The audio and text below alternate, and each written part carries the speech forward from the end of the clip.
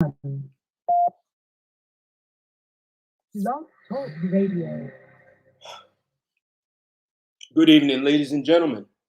I'm Ted Santos, and I am your host of Straight Talk. And we are that talk show that is made for men, by men. And ladies, I promise you will never want to miss what we are talking about here. This is a place where men can speak openly and honestly as men in a masculine way without being told to tone it down or make women feel comfortable or safe. Women are safe here. Everyone's safe. It's a safe space, except it's a place where men get to express themselves as men. They get to think and speak like men, the way nature made us to be. It's a conversation. It's where men get to talk about what's really on their mind, and they get to express it in a way that they naturally express it. So, ladies, if you would like to join us and understand what men are really thinking from a man's perspective, you'll never want to miss this show. And fellas, you know I like taking on some of the most politically incorrect topics. Tonight is going to be one of those, what you call ugly subject matters.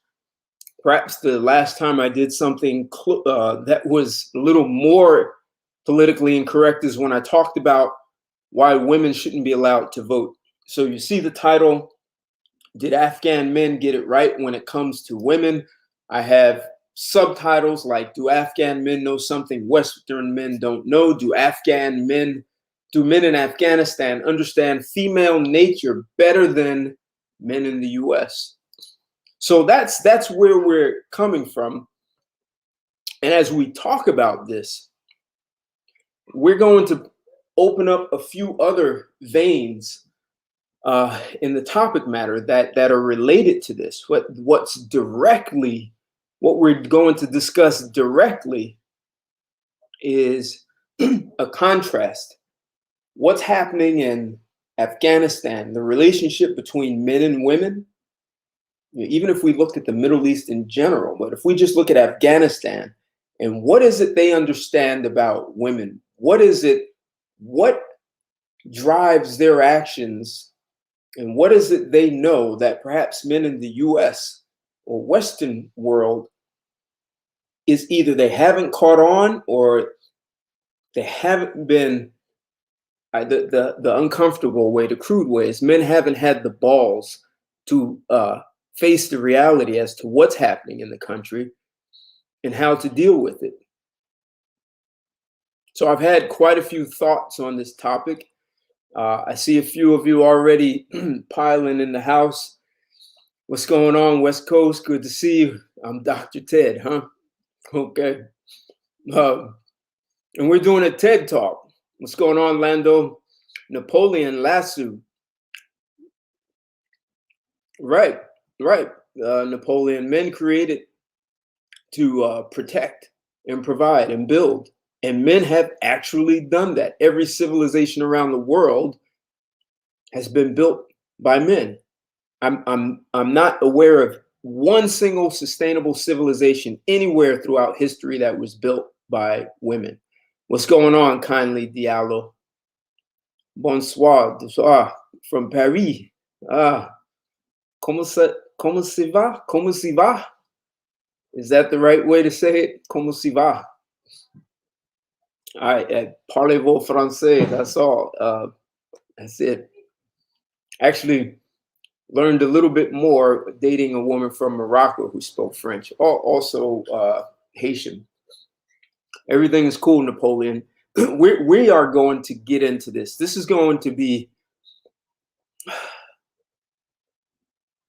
a topic where I want to tear down the wall so men can actually think and talk about this.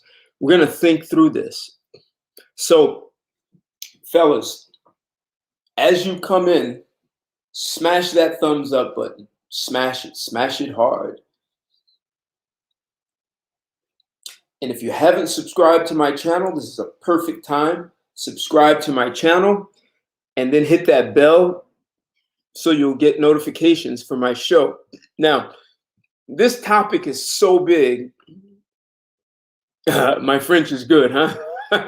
So, like your name, Kendi, well, kindly, it should be kindly. That was very kind of you. What's going on, country boy? This topic is so big that there's no way I could just do this on my own. What's going on, Imperator? We are going to stir up, absolutely. This topic is way too big for me to just be here on my own. And I see you coming in the house all the way from Great Britain. Nias, what's going on, man? Good to see you. Love to get your perspective on this. You're probably more closely related to Afghanistan and culture than people are here in the US and maybe even in Great Britain. So if you want to join from there, cool, but it would be great if you could join from YouTube live stream. For those of you who would like to call in, and I see you calling in already, the phone number to call in is 323-642-1387. That's 323-642-1387. That's Blog Talk. You will be able to call in and engage. And we're going to have sort of like a panel discussion with several people engaging, making it interactive. But as I was saying, and I'm going to complete my thought, this topic is so big and there's so much to uncover. For one, I've never been to Afghanistan. So how do we make this topic more realistic and dynamic? Is we're going to bring someone in, a guest. You guys know this guy, Red Pilled Rican. You've seen him several times on my show. Brilliant guy. He and I talked about men's health and testosterone. And actually, this is somewhat related to testosterone, this show. So he's going to come in because he served in the military and was actually in Afghanistan. So we're going to be able to engage him. I invite you, as you guys are already lighting up the chats. So I appreciate that. Yeah, country boy. Yep. So we'll talk maybe a little bit about Middle Eastern. But definitely we want to focus on Afghanistan. That is, you know, they're hot in the news. The Taliban, there's all kinds of controversy over whether they're doing it right. But, you know, at the topic, did Afghan men get it right when it comes to women? So are they handling their women in a way that's appropriate to handle women? If you want a sustainable, stable society, is the question. So if Afghan men got it right, because, hey, look, Russia tried to strong arm them, and Afghan men, it appears they don't back down. I was listening to an interview with a guy, and I lost it because I got a haircut, but I had to stop listening. But it was a guy who's writing a book, and somehow he's through freedom of information, he's been able to get some information. And he's saying the U.S. forces never actually had full control of Afghanistan and the Taliban.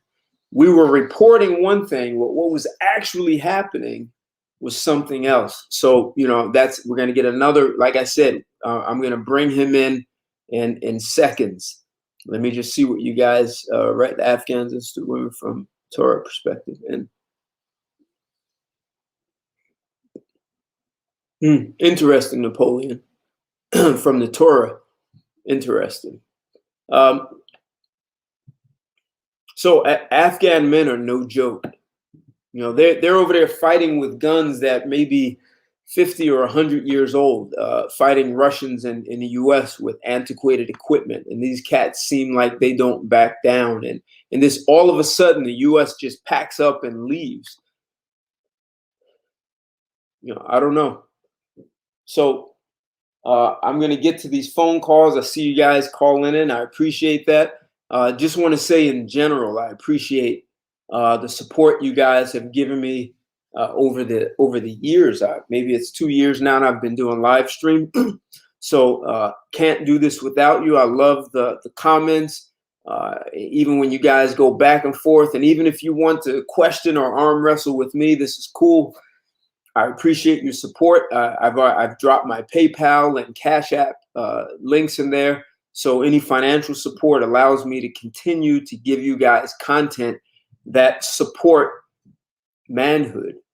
And for the women who want to understand manhood, this is the best place in the world. This is the best place in the world for men to be able to express themselves as men and be able to hear things from a man's perspective, not a watered down version of manhood where we've been told to get in touch with our feminine side. I don't have a feminine side. If I want a feminine side, I'll get a woman by my side. That's where the feminine side comes from. And if she thinks she's got a masculine side and I treat her like a man, I promise she won't like that. Because she doesn't even understand how manhood works. But that's a different topic, and maybe not. Maybe we'll have to address that also. So without further ado, I want to bring in a guy who is, if you're not following him, you want to get down with him because he dropped some great material, both in YouTube and Instagram. So you've got to check him out. He's a brilliant guy. He's got a wealth of knowledge and from several perspectives. If you remember, the first show we did was all about health. And I think we brought a lot to you guys and better understanding health and testosterone. So as I said, this is Straight Talk. On Fridays, I do YouTube and Chill, where we kind of sit back and we talk about the intimacy of relationships. Love talking about a little, sex, putting it all together. But this is Straight Talk. This is where we get to have brutal conversations about life, relationships, social challenges, business, money. So give Red Pilled Rican a warm welcome. If you're not following him, this is a great time to do it. And if you haven't shared this video already, this is a perfect time to share the video. And we're going to get into it. And I'll be to those phone calls in a couple of minutes, guys. So just hold tight. So what's going on, Red Pill? Man, what's good, Ted? Thanks for having me on. Oh, man, it's always a pleasure to have you here. What's up, man? Appreciate that. No problem. So, people know you for, talking about relationships. They know you for health, but they may not know you as a warrior, as a real highly skilled, trained soldier. So talk a little bit about that and what you've done, and then I'm gonna give a perspective on this. Long story short, I only did 6 months in Afghanistan because I was still on dwell time from Iraq. I already did time over there. I went to my new unit. They're already over there. Then once my dwell time is up, then they gave me orders and they sent me over there. So I was in Afghanistan from June of 2010 until December of 2010. Now, what's dwell time is? Dwell time is where you already did time overseas, so you get a certain time to stay home before you're deployable again, basically. And basically, the way the Taliban are handling things right now, you see, the way I see it is, let me just say this. Women have always been the way they are. It's just that social media, the internet has amplified that. It put it right there in our faces of how they how they really operate, what they really think. They put the business out there. It's not like we go looking for it. We see it. You know what I'm saying? And basically, I don't agree with the stonings. I don't agree with the public beatdowns that they're giving them and all that. You know what I'm saying? But a lot of the reasons why they have these rules is because of the stuff we see right now. Because look at the contrast of how women live over here as opposed to over there. You know what I'm saying? Women over here talk about oppression. They don't know what oppression is. They want to know what oppression is. They need to go over there and see what's going on. Because the women over here I would dare say they have more freedoms than men, to the point to where they can pretty much live how they want, do what they want, free of accountability. And if they screw up, they got several avenues of escape. You know what I'm saying? And look how much damage that does in terms of tax-paying dollars, the economy. You know what I'm saying? So you see what happens when women are just letting, just running amok, doing what they want, but not without being held accountable. Then you got over here where they seem to have more order. Now, again, I don't agree with you know, all the abuse and all that stuff, but they seem to understand what happens when you let women lead society and dictate how things should be ran, if that makes sense. You know what I'm saying? Because they have proven that, a society of strong men can defeat a society that has been weakened over time. But Right. I mean, and if you look at Afghanistan up against Russia, Russia's a huge country. It has way more resources. It's got a better military in terms of weapons, a much larger one. And those cats held their own in Afghanistan. yeah, And I don't think they did it by putting their women on a front line as blocking dummies, to catch the bullets. They told their women, "We got it. That you need to go take care of the kids, and we're gonna go out." Cats would be up in the mountains. I'm exaggerating. They'll be up in the mountains in a t-shirt in wintertime, shooting guns that are, antiquated, man, and holding their own. yeah, That's exactly. a different kind of spirit, right? That's and you can't denounce that kind of manhood. Nope. And you see, and here's another thing of what happens when women try to take charge and make things happen. Nothing gets done because I think about a week ago they were showing all these pictures, gassing up these women, videos, taking up arms to fight back against the Taliban. But what happened? We haven't heard from them since. What was that? Just a photo shoot, and then they disappeared when shit got real. You know what I'm saying? All right. Like, So let's talk about that. So you were in Iran also. not Iraq, Iran. Iraq, not Iran. Iraq. Yeah, Iran. That would be a big problem if we go in there. That'll happen yet. Yeah, that is a big problem. But in Iraq, so just quick question: did you see a difference between Iraq and Afghanistan? I would definitely say the women in Iraq Iraq was a little more liberated than Afghanistan, I would say, that's for sure. And definitely more developed. They really have potential to be more than what they are, you know what I'm saying? Economy wise, if they actually got their stuff together. But and definitely what you mean, like the culture in general, or just you mean the treatment of women? Anything that you saw differently?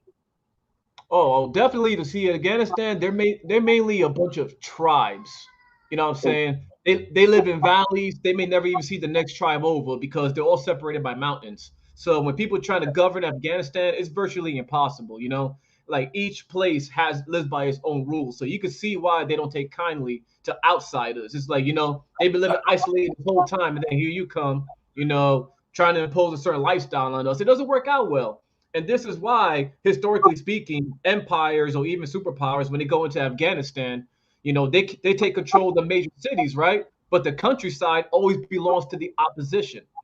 So when they say you can't control Afghanistan, that's why you can't cover the whole country.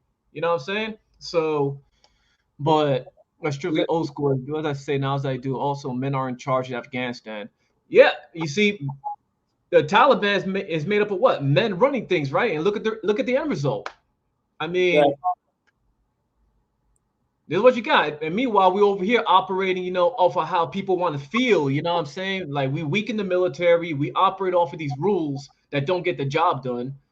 And then we wonder why. Like, what happened? Well, I'm telling you exactly what happened. They weren't contaminated with the bullshit we're contaminated with over here in the Western world with all this feminizing of men, all these ideals. Now, I know a lot of you, well, not you guys specifically, but generally speaking, a lot of people like to think of the Afghans as these cave-dwelling prehistoric people. No, they are a lot more aware of what's going on over here than we give them credit for. And I'll never forget this.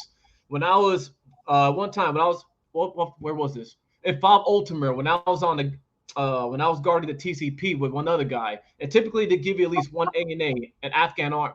Like it means Afghanistan National Army. Like we call them that, individual soldiers, the ANA.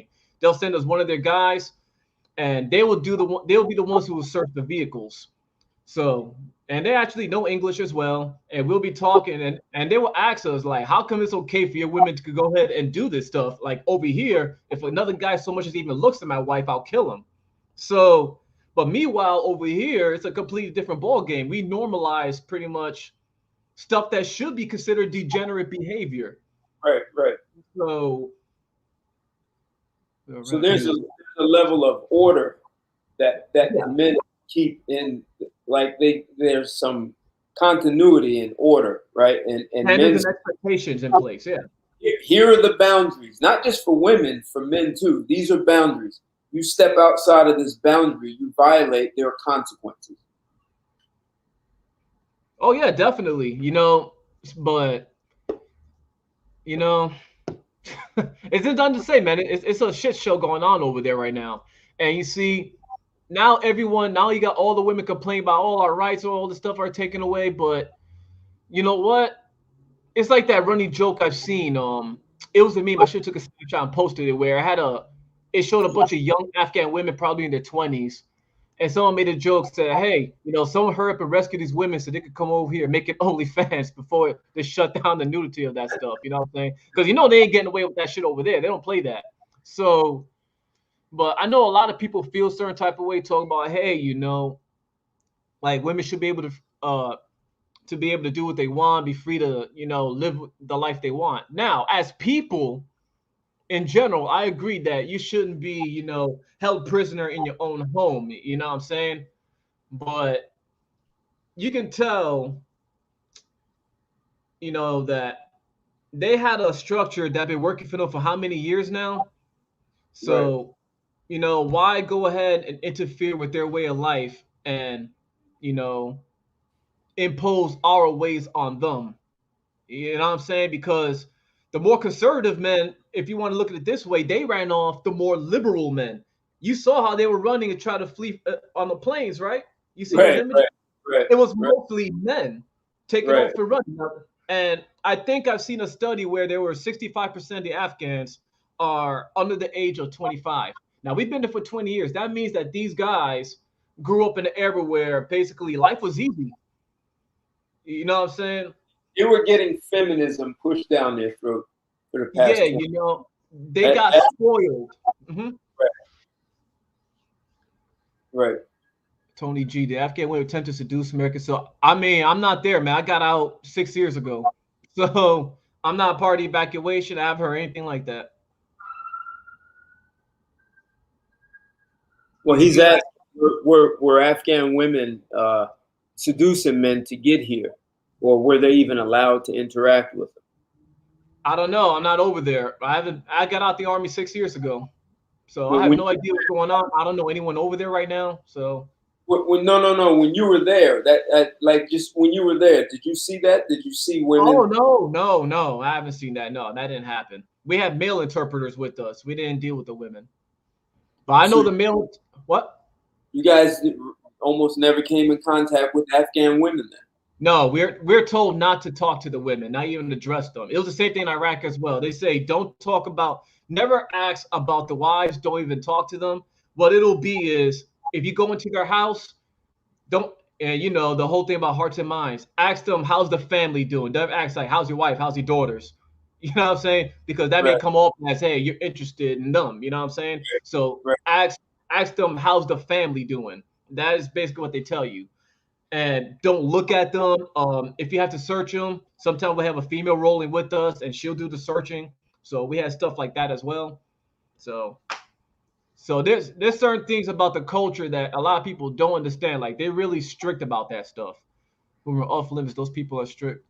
Yeah, the women were off limits. I mean, you even look at their wife, it's a problem. Not so much with the wife, but with you. They'll look at the guy like, why are you looking at my wife?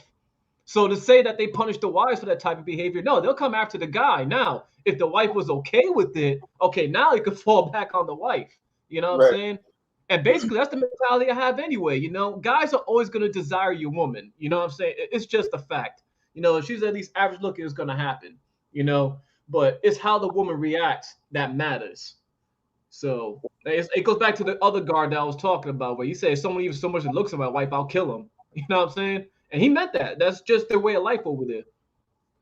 Yeah, I used to work with a guy in Sudan. This is a little off topic, but he said if you have sex with my sister and you didn't marry her, and then you try to walk away and not marry her, he said my father is coming after you to kill you, not to hurt you, to kill you. He said, but here's the problem: I'm gonna get to you first before my father does, and Exactly. I'm taking your life. So you have sex with my sister, you're not married, now you're obligated. You otherwise you shamed my family, and I've got to get rid of you. And there's Exactly. a sister for that, but it's the same thing. There are boundaries, and you just don't violate them.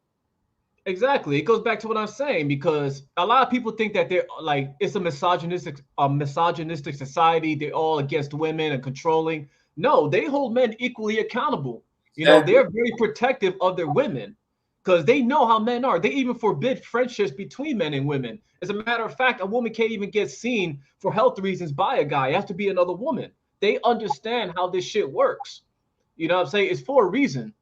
So it has nothing to do with trying to control women, because it's just that they understand how men and women react when together. A lot of the stuff that we preach, they understand that as well. So Right. it's not new. So there's a guy here in my state. He's Orthodox Muslim, and he told me, he said before Muhammad, he said people in that part of the world, he said they were out of control. He said the men drank like crazy. The women would be walking around in their garden with no clothes, and would just the husbands at work, they would just have sex with some other dude. So he said Muhammad saved them from that lifestyle. Like he Mhm. helped shut that down and bring order. So it seems like they've all been taught what happened in the past, and if you take the lid off of where things are, they could potentially go back to Yeah. that kind of lifestyle.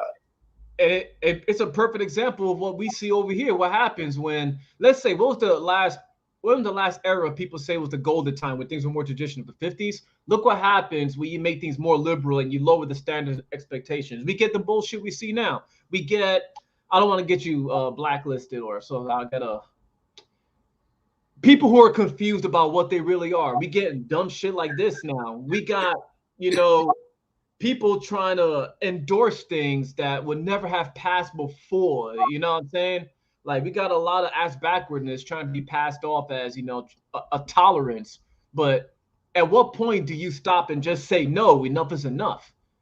You know what I'm saying? So Right. You mean and the alphabet? You're talking about the alphabet people. yeah, you know what I'm saying? That stuff gets endorsed. You get weak men who ain't gonna stand up and fight for you. So that's another thing you get. This is why Russia and China, they're laughing at us right now. And this is why I say that if it wasn't for our technology and our huge landmass, Russia and China would easily have their way with us. Because look at how they conduct things compared to us. And this is also why people trust Russia and China more than they trust us. So no rules in this way. Pretty much, yeah. It's an anything goes society we live in a nutshell. Hey, I want to take some phone calls, but I first want to put down. These were some thoughts that I had about this show, about this topic. So it goes like this: there's a challenge around the world, whether you are a colonist or an indigenous person defending your land.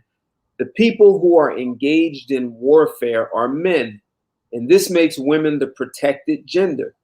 Mm-hmm. When men return from the battlefield, is it wise to tell them they are on their own because jobs are being given to the protected gender, women? If you do that, what incentive will men have to leave the workforce to fight for their nation? And furthermore, men are still expected to play the role of provider in relationships. That means men are required to finance relationships. If they marry, they are expected to finance the lifestyle of their wife and children. Men are unable to do that. And the men who are unable to do that are considered undesirable by women. Like women don't want to marry unemployed men. At the same time, if you give jobs to women, those women are under no obligation to switch roles with men. they still want men to finance relationships. So men are expected to finance dating and family life. And beside businesses, businessmen desire to work. Uh, what am I saying? The businesses men desired to work in were built by men. Uh, I'm sorry. The businesses that so women want to work in businesses that were built by men, uh, and it required risk taking of capital. So if women really are valuable in the workforce as they claim, they would take some of the same risks that men have taken to start businesses and fail, to lose their house because they mortgaged the house. That means risking capital, your reputation, and sometimes your life. I mean, look at the amount of men who risk their life to make airplanes, to get steel mills, to mine coal, iron ore, copper. Like there's so many men have died. So it's two things. One is men go out to the battlefield and they come back and you say, well, we're sorry, we have no jobs because we're only hiring women now. So that means men went out and risked their life to be told that we can't give you a job, right? So you went out to fight. And imagine coming back and they're saying, well, we're only hiring women now. We're not going to hire men. Why the hell should you go out to the battlefield? And the second part is women don't take the kinds of risks that men take. And if anyone says women haven't had money, that's not true, because women have inherited millions, hundreds of millions, and billions of dollars for more than 100 years from their fathers and grandfathers. So there have been enough women with money who could have invested in women-only companies. We could have Fortune 500 companies that only employ women, but women don't take those risks. So if men are expected to finance relationships, provide and protect for their families, then why would we give jobs to women? Now, I understand there are some jobs where women may be more efficient. They may be better, right? Whether it's nursing, manufacturing, where small hands, or whatever the job is, right? Some even sales jobs, women can be better, perform better than men, depending on what it is. So if you look at Afghanistan, they're going door to door and telling women to get out the workforce. Are you married? We've got single guys in the Taliban, in the military, who need a wife. So why would you unemploy your men? And women won't marry them. So, you're giving women capital, and what do? They go shopping. 77% of consumer purchases are made by women, not by men. Capital, when you give people capital, that means you take care of your wife and your children. They're well dressed, they're educated, they have food, they have a place, they have a safe lifestyle. And you also start looking at your community, maybe starting a business, creating jobs. Men do all these things. Women go shopping. So we are doing it backwards. In Afghanistan, they're literally going door to door and telling women to go home, send your brother here to work.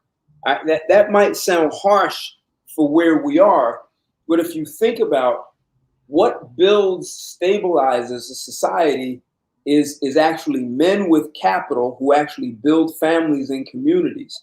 And women are not doing that.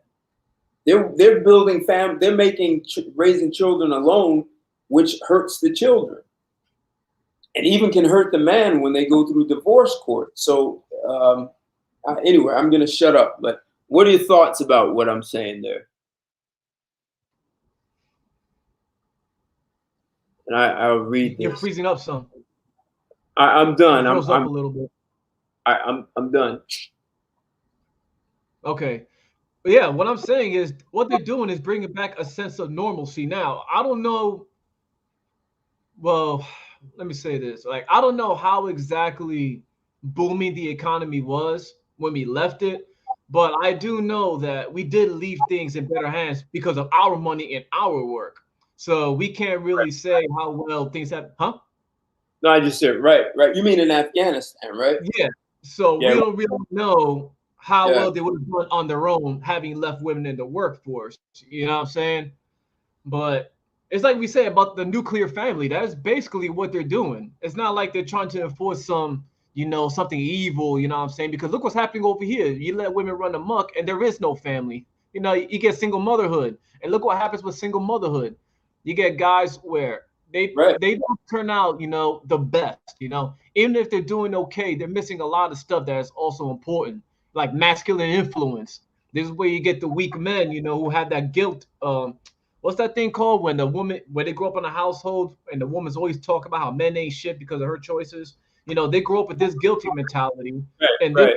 this is the bullshit that you get going on. So he said women don't want to take care of men. Yeah, that's it over here, because the women over here, they get taught that doing anything for a man to cater to him is beneath their level. I don't know how so. How's that beneath their level when the guy's doing everything else? You tell me you can't do the other stuff on the side, but they want the man to do all the manly duties while doing her job at the same time. That's not going to work. I think that's basically what you're trying to say with how things going on with Afghan men. It's like, no, listen, this is what's going to happen, and you're going to fulfill this end. So, And Tony G said, he said, I think Ted is saying you're gonna rob Adam to support Eve. like rob Peter, pay Paul type deal. Yeah, but you're robbing Adam so Eve can have a lifestyle and go shopping, and Adam does all the work and Eve goes shopping, and Adam is doesn't have enough to eat. Mm-hmm. So you know what's crazy about that though? About like the whole thing with female travelers, right? How it's mostly women, but if you look at most of the female travelers, they tend to be single mothers, middle-aged women who were divorced or widowed. So guess where that money's coming from? You know what I'm saying? And exactly. it wasn't working women who were out traveling because they were too busy working. They weren't out there living their best lives the way they should because they're busy working. It's women who don't really work like that, but they're getting extra income, as you would say, robbing Peter to pay Paul or robbing Adam to pay Eve, Like, hey, here's the other person's hard work. You go live your life, you know? So it's just same thing with us men. It's like we're too busy working to be thinking about, okay, I want to go traveling, once a month. I want to go do this. Like, I don't got time for that. When I'm done working, you know what I want to do? I want to stay home. I want to chill. You know what I'm saying? So it just says a lot about how men still make more money than women, but yet they're 80% of consumership, So where else they getting the money from? Exactly. And the number one way for women to become wealthy is to get married to a man. Still, yeah. Still, it's the number one way. I'm going to take a couple of phone calls. Area code 870 and 310. You're live and on the air with Straight Talk. 870, what's your name and where you calling from? What it is, Jimmy. This country boy from Arkansas. What's going on with you? All right. How you feeling, man? I'm just cool as the other side of the pillow, Ted. What it do, Red Pill Ricky? It's good, man. Yeah, fellas, I would like to say this here from the Jump Street. I hate to be the bearer of bad news, Red Pill, but I told you so. Once the men stop slipping and they stop snapping their whip, everything in America don't went to hell in the hands next. That's what I say. And as far as the Afghan men, Ted, they've been had it right for all these years. Them and a whole lot of them other Eastern countries, they had it right. Somewhere American men have slacked off. And it's a disgrace, Ted. Yeah, so we're gonna address it. Listen, I'm with you, Red Pill, and the whole beating women. I get that, but just a quick side note. Do you know that in the state of Utah, if your wife does something illegal and you are with her, do you know the husband is 100% responsible? That sounds like the army, man. If your wife does something, you are still responsible for her. I mean, she'll still get in trouble, but it could ruin your career as well. Even if you weren't president, because you're still technically her sponsor, you are responsible for her actions as well, and it could hurt your career. Interesting. Wow. So let's say your wife writes a bad check, you didn't even know about it. Guess what? It still falls back on you. So this is why I'm telling people, like marriage, even relationships is a huge liability. It could threaten your career. It could give you a headache. I mean, you already got enough stress as it is. Why the hell would you want to add, a woman, a serious relationship or marriage into it, and complicate things even more? It's like a saying we had in the army. If the army wanted you to have a wife, they would have issued you one. So yeah, so obviously, it's just a way of saying don't get married. That's all it is. So just quick question then. Um, so how is it? Talk to me how it's broken up, like platoons and how is that? And how many?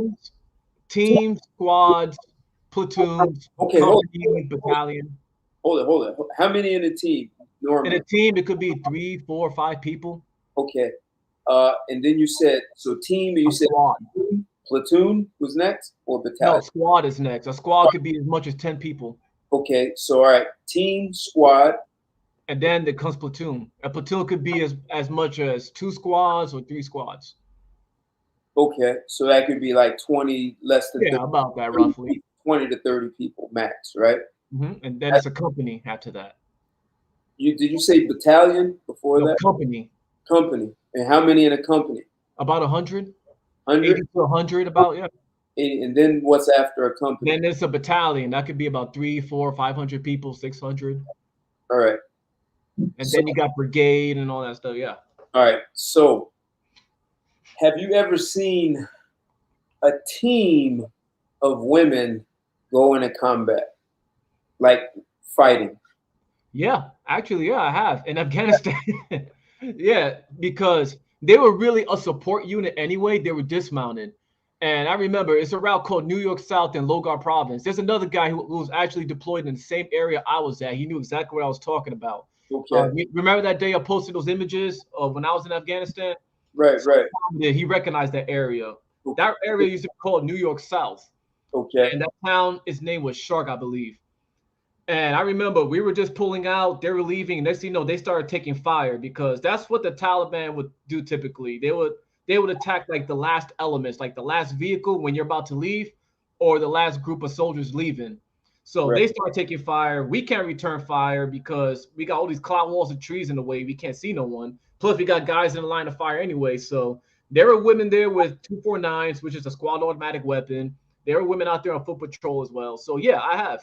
So I see women behind Mark 19s as well, which is an automatic grenade launcher. So again, these are support units still. They had to go out on convoy. We got to escort them because we were a route clearance package.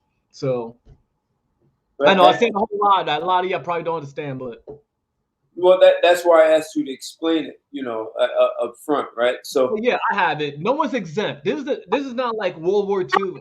I even say World War II, but it's not like a traditional sense where certain jobs stay behind the lines. That is true to some extent, but the same way the Marines have you're a rifleman first, it's the same thing. It's like you're a soldier first, your job second. So if you're a cook, it doesn't matter. If they tell you get behind that gun, you're gonna go on the convoy. You're gonna go on that convoy. They still train you on all the weapons you need to know. You still gotta qualify with the weapons. right. There are women out there actually in combat. Okay. All right. Have you ever seen a team with women only or a No, squad? not that. No. So no team of women only, no squad of women only. Nope. And why? Why? Do you have any idea why? Because the jobs they take are not the ones that are high risk like ours, And like me, I was a combat engineer, which is basically route clearance. You go out and look for the IEDs. It's mine clearance. It Right. sucks. You basically a moving target. It sucks. Then Right. you got the infantry, which is basically the stuff you see in the movies, really, right? Then you got artillery, the tankers. Those are basic. That is what combat arms is. All right. Basically, you're the guys that actually go on the action. All right. And women back then they weren't allowed to take such jobs. I think that changed a couple of years after we got back. So they could get into these jobs now, but they still won't do it. You know what I'm saying? Because that's just not what they're built for. They have the opportunities, but they're not taking them. They fight for this stuff so it cannot be used. But ultimately, the reason why you don't see teams or anything like that because it was a male dominant MOS, my unit. But the other ones, like I said, like typically they will stay in the trucks. They'll be the drivers. So basically, like mechanics, some of them would be that. They would be supply clerks. What else would go out sometimes? Camo. I remember one time we had one woman drive our Humvee in Iraq. She was like a sea burn expert, which is basically like for gas and all that stuff. So like chemicals. Um, but other than that, no, you just don't see it. So I yeah, mean, if so, like you said, you all were the last leaving, and the Taliban had a strategy to attack you normally. So if women were included, if part of that whole squad was support people, they had no choice except to fire back, right? oh, of course, yeah, of course. But that wasn't their first priority. No, To be in gunfight, right? To be in no, firefight, it's right? not. No. Yeah. Okay. So they just you saw women fighting back. 5 minutes after the hour. Hey, someone's Who in the got world is this? Press 1. someone's got to go on Check mute. out. Press 2. To leave for lunch. Who's Go that? on mute. 3. Yeah, yeah. Who is that? All right. Cool. So No, but there is no pure team of women out in combat. No, you don't see that. There's, you know what I'm saying? It just no. okay. But yeah, you go ahead. All right. Hey, 310, you're live and on the air with Straight Talk. What's your name and where you calling from? What's up, man? You know I'm 310. It's West Coast, man. Hey, how you feeling? What's Yeah. going on, on, fella? fellas? So Going on, fella? what are your thoughts about this topic? You listened to Red Pill, who was over there in Afghanistan. So, we're talking about what actually happened. He was in Iraq also, but we're specifically talking about Afghanistan. Well, yeah. I was with y'all. I don't. Well, I don't know. At some point, you're talking about stoning, and I don't know what else they doing over there. But and sometimes you Cutting off might have, heads. cutting off heads. Well, well, you know what? Sometimes you gotta, you gotta make your point very clear. So you might have to sacrifice some people for the bigger picture, so they understand you ain't really playing.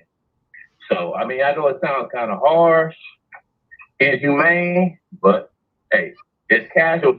Sometimes there got to be casualties, for really work. You know what? That'll cut down a lot of time and a lot of bullshit. To be honest with you, Hey, I mean, I know it sounds kind of harsh, but Like barbaric kind of. But you know what? There is something that validates your point because they were talking about that while the Taliban was in charge, there was virtually no crime in Kabul because they were still doing the whole thing like, okay, you want to steal, we'll cut your hands off. You know, right, they exactly. were living under that law, so there was virtually no crime. But when we were there, crime was rampant. Are you serious? So yeah, it was very rampant. Oh, yeah. So that's the difference right there. Like they're like, it kept people honest. I would say. Well, and again, it's something that you said at the beginning of Red Pill Rican, something about the nature of the women and how women really view men. That's something that puzzles me quite a bit with men these days, or the period that, it's almost like how this lady how they really view you. You know the truth now. So how are you really gonna treat them the same, or why would you? I mean, how can you take her? How can you really take them serious now? So You talk about now that we know how women are. yeah. Now that you really know how they are, how they see you, their nature, all of this stuff, No, you're right. I agree. That's what I'm saying. It's like women have always been like this. And even thing with war brides, I mean, that's just older time itself, where basically, hey, their husbands died, they married the conquering soldiers who came in, right? They just moved on. So it's just, go ahead. Yeah. So they really view you. I mean, you really. I mean, I've listened to. I've been listening to Red Pill or MGTOW content for over about 12 years now, right? And even just listening to it, a lot of this stuff can be real redundant. But it still comes down to is the mask is off. What do you want to do? What do you want to do with them now? I know you want to have kids. A lot of guys want to have, you can't, you need them to, have a family with. But this shit really doesn't love you. And the only way that she can survive and really make it is by you loving her. Now, in the Bible, it says a man should love his woman like you love the Lord or something, and she's supposed to respect you. But if you're emotionally caught up in her, and she's not emotionally caught up in you, you're gonna have problems. That's what love is. We're gonna have problems. Yeah. Because she's really not invested in. She's really not invested in you. She might say, "Well, I gave him time, I gave him these years," but she wasn't there. So you have to look at that in regards to this. So it basically, if she's not willing, if she's not 100% in, then there's no reason for you to be taking any woman serious. Under these terms in modern times. Now, historically, when they didn't have rights or things were a little bit different, you didn't have feminism and all this stuff going on. You could have a family, you could do this and all that. But, the family doesn't belong to you. The kid, if she wants to get up, she can get up and leave. She don't take the kids. The government, the government is her pimp. She's the whore. You the trick. That's what's going to come down. You're going to be paying. Basically. Really look at it. I really seem to really face it to you like that. So when you know all of this stuff, that's why I can kind of agree with what these guys are doing over in Afghanistan. And I agree too. Right. So another thing is, if these people don't want you in their country, or if you come over there, you want to do like you want to change. If you want to humble yourself and toe the line, like you said, don't be looking at their women. But the whole thing about it is, if you're from the United States, and we have this very free, relaxed culture and all of this stuff, you really don't belong over there, because you really can't be yourself. You can't relax. Because you've been indoctrinated into our culture and how we act and do that. So there's no way for you to really feel comfortable over there and to move freely or whatever, because you can't even look at, like you said, homeboy, that kid got looking at my wife, I'm gonna kill him. You know what I mean? So you see someone, you just look at it, he looking at you like, did you look at my wife? He ready to go off and stuff, and something go down, you're in his country. Who you think they're gonna be defending? I'm just looking at it like that, and also, like you said, hey, they want their women playing their biological, what God put them on this planet for, is to be breathing and pleasing and shutting the hell up. Man, and it's, right. And so if the men are doing what if the men have the jobs like because it's like you said, if men build everything, these hoes ain't gonna build nothing.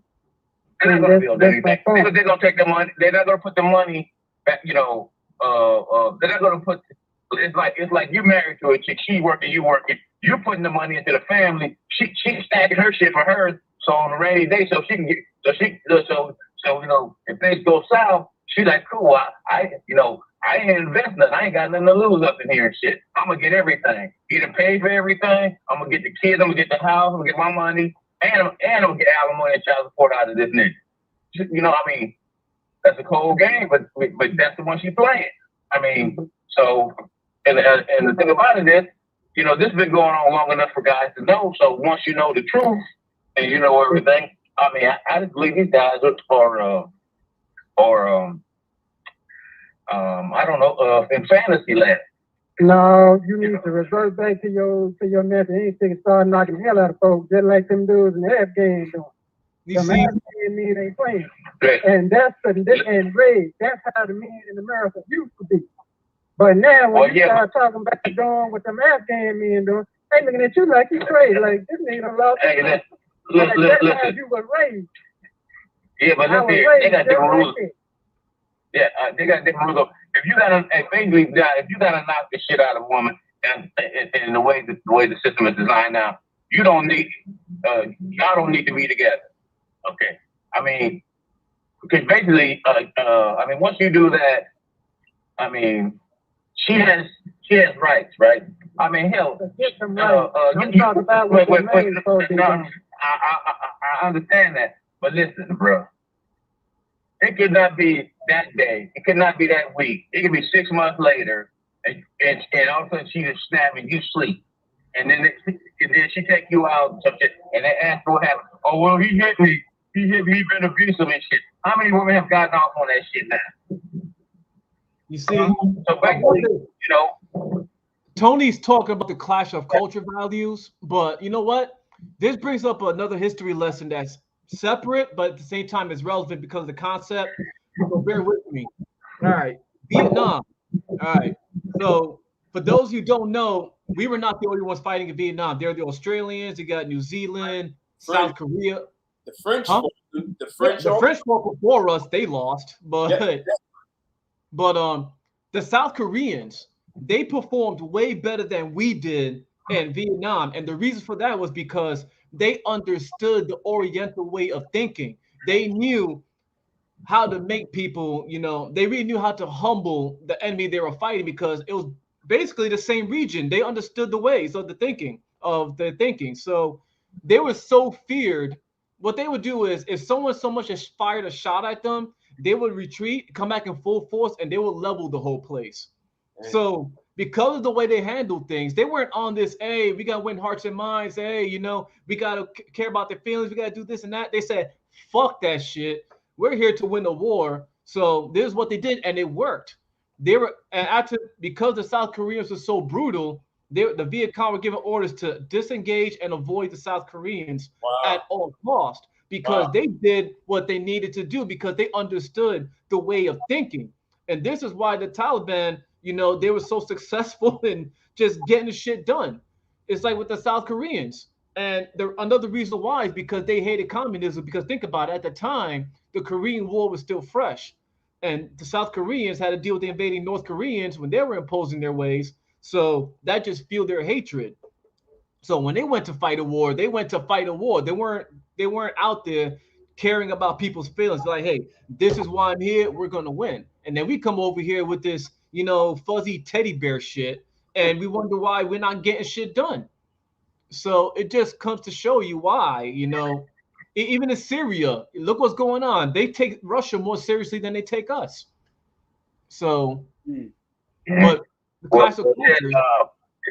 What Ted really, I guess you could already say is, yes, I believe that the Afghanistan guys, they figured out female nature and they have it right. And I don't know what to call us over here. I mean, I just don't know what, the moist USA, the moist. Because if you look at how a fair start over here in the Western world, the number one place, correct me if I'm wrong, is the workplace. Exactly. The workplace. More women has gone to the workplace, more affairs. You got the work husbands, you got where else? You know what I'm saying? You got women making their own money now, so they're looking at men beneath them who don't got degrees, and there you go. And this is why you get these women who are like 40, 50 years old refusing to settle down because like I can't find a man that's good enough for me. You know what I'm saying? So there you go. And they want to talk about how there's less children being born. I mean, personally, I think it's because men are starting to walk away from marriage more so than it is the women. Because that survey never bothered to ask men why we're not getting married. All they ask for women. I think if they ask men, they get some real answers. But you got women with that mentality, and it's like they see this going on. The whole thing. We see what goes on with women with their male platonic friends. Everyone knows what those men really want. Their culture forbids those type of friendships, quote unquote. So they're not stupid. They know about this stuff. It's just let's put it this way, they are more realistic when it comes to men and women. You know what I'm saying? And they're not biology majors either. It's just common fucking sense how things work.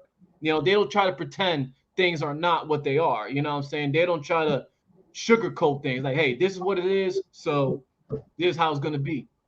And you all were talking about penalties for women. So Sun Tzu wrote the book The Art of War. And lots of even corporations read The Art of War because it's good for strategy overall, understanding strategy. Mm-hmm. So when Sun Tzu was the top general for the Chinese emperor, the emperor told Sun Tzu, he said, "Look, I have a large army. If someone's good enough to get past my army, I have personal bodyguards. And, so I have an army to protect me, and then I have these bodyguards." He said, however, if someone can get past my army, past my bodyguards, the last thing that person is going to see around me is my concubine. He said, so I need you to train my concubine to be the most deadly martial artist out of everyone, with weapons, with their hands. I need you to train them. So the concubine, they didn't do anything. They just, they were just there for the emperor's pleasure, right? And whatever roles they played. So when Sun Tzu took the concubine out and said, line up, he told them how to stand in line. And he said, okay, march forward, now right turn. And one of the women started giggling and laughing. So all the women started laughing. So Sun Tzu said, maybe this is my fault. I gave bad instructions. Let me give instructions another way. So he said, line up, march forward, turn right. They start laughing. Sun Tzu pulled out his sword, and the woman who started laughing first, he literally chopped her head off and let it just roll down this floor. And he said, now, line up, march forward, turn right, turn left, march forward, turn right, turn. And he trained those women to be the most deadly martial artists. But the women never took it serious in the beginning. So he made the most severe consequences that he could have, and he was not playing. So that's what you do to Van Keisha, Shaniqua with the fiery weed when she want to get a fucking attitude. You make an example out of them hoes. You know what I'm saying? I mean, I would like to be able to know. Yeah, it's the problem. Ain't nobody making no example. Everybody making laws and rules. And ain't nobody doing no physical damage like I'm talking about to you. Well, right now, with the society we live in right now, the best option that men can do is walk away and let women deal with the consequences of their life's decisions. You know what I'm saying? You don't need men. You don't want to take us seriously. Okay. Y'all do what y'all do. Don't come to me. Hey, I'm down with the passport. I'm down with the passport riders and shit. I love traveling and adventure and shit. Oh yeah. Well, America done had this coming for a while. What they in need for now is a dictatorship. I bet you everybody getting around there. That's what's been happening. Yeah. A Mussolini. A doggone Saddam Hussein and all them up dudes. China gets a lot of, like China, for example. My bad. Go ahead, man.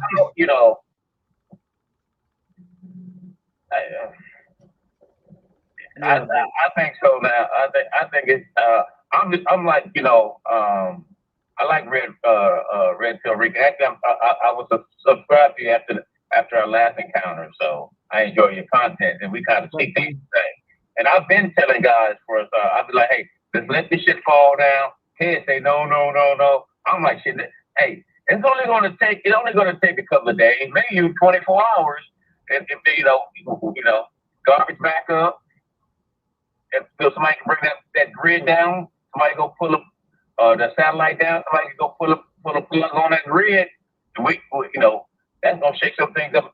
But even after that, even all this shit comes together, I don't see again how any man with any pride or self-respect for him is gonna be trying to pedestalize and treachery into these bras to put a ring on them or whatever. Or I you know what? I don't believe men should ever be emotionally, should ever bring his emotions into a relationship with a woman. No, never. I think But at the end of the day, a woman put on this earth for a man, not the other way around. Well, that's good. Okay, that's cool. But somehow is, you have to leave your you cannot control control or what's the other word I'm trying give what you love. You can't dominate what you love. Okay. I guarantee you can put the fear of God in them, Mr. West Coast. I guarantee you can do this. Again, what you loving, if you loving her and she disrespecting you, you're at a disadvantage. Okay? Then you do what the Afghan men do and she come up missing. No, you don't be loving the hoe. No, you don't be loving the hoe. Reg, there's a bigger emotion. Reggie. Reggie, there's a much bigger problem. This has got nothing to do with love and emotions. The Taliban is going door to door and telling women to go home. Send your brother here to work. They're going. That's in business. Right. They're going door to door to houses, and they're looking for single women and saying, "Hey, we've got guys in the military who are not married." But my point that I'm making is, they're not afraid to lay down laws. So you can let this all crash and burn, and women are going to sit on the sideline and watch men rebuild it, and then say it was all your fault. You all are incompetent. We should be in charge, and that wouldn't have happened. So you're going to be in the same exact position that you were in all over again because you never learned how to deal with women. That's why I'm talking about these guys in Afghanistan, because they learned how to deal with women. They learn to say no. They learn what's unacceptable. They have boundaries, and they dare you to go outside of the boundaries. Men here haven't learned that. We're talking about whether you have love and feelings and emotions, and I'm talking about, look, you built this society. You not only built it, you maintained it, and then you protect it by being in the military. If you're sending men out to die, when they come back, why should they be competing with women for jobs? Like that, as a society, we need to be thinking about that. This has got nothing to do with feelings. Basically, the point we're making in this video is that we don't agree. Well, for me personally, we don't agree with like all the public ass beatings and all that stuff. But we agree with setting boundaries and having rules and expectations. Something that we're lacking over here. We're telling women, hey, you could do whatever you want with your bodies, but the consequence, and just do it free of accountability, And you know what? We gotta blame the Captain Saberhose out here, because anytime a woman is paying for her choices, they line up to go save her. What they do is, how can I donate? Oh, it's okay, or they give her words of encouragement. They get unlimited emotional support and financial support upon their request. They don't do that shit over there. Like, hey, you fucking up. There's gonna be consequences, and that's it. There's not gonna be any, oh, poor baby, no. You're expected to act a certain way. This is what you're gonna be doing. You overstep those boundaries, there's gonna be consequences. Over here, it's where, hey, you're free to do what you want, and that's it, period. And you see what happens with the society. Exactly. You get weak men, you get a falling economy, you're like, nothing is the way it should be. You get marriages that are failing. Affairs keep rising. I mean, what more do people want? Exactly. So, I mean, this isn't even a debate. We observed it over like last 2 or 3 generations. So obviously what we're doing is not improving. Exactly. And it's interesting, right? So look at when guys came back from World War II. The reputation of men in the United States was that they saved the world. They stopped Hitler. So when men came back, I think everyone has seen that picture back then, that black and white of a man kissing a woman on the street. It was in Times Square. Taylor, yeah. And he didn't even know that woman. He just walked up to her and kissed her. He didn't get Me Too'd. He didn't get arrested. None of that, right? And she kissed him. Why? Because he was a hero. He risked his life and he came back. And what do men get for being heroes? They get rewarded. So So you figure as men are leaving Europe and coming back, or Asia, wherever they were, they're coming back, and if they're married or they had a girlfriend or if they were single, women treated them like heroes. So how do you treat a hero? What's your favorite meal, honey? What do you want? Men were taken care of. Why? Because they took care of the world. And so what the alphabet community did in the 60s and 70s is demonize those women and men and said those women were slaves. They were taking care of heroes. Those men earned it. The men who came back alive earned it. They stopped Hitler. If they didn't stop Hitler, we'd be speaking German most likely, right? So they figured out a way to make men bad and make women stupid and slaves for wanting to cater to men. And men didn't stop that. They didn't say, hey, that's not the way to go. Because then when guys came back from Vietnam, they treated them bad. They spit on those guys, treated them poorly. So, and you know what? And I forgot my point, man. I literally was just about to say, and I forgot my point.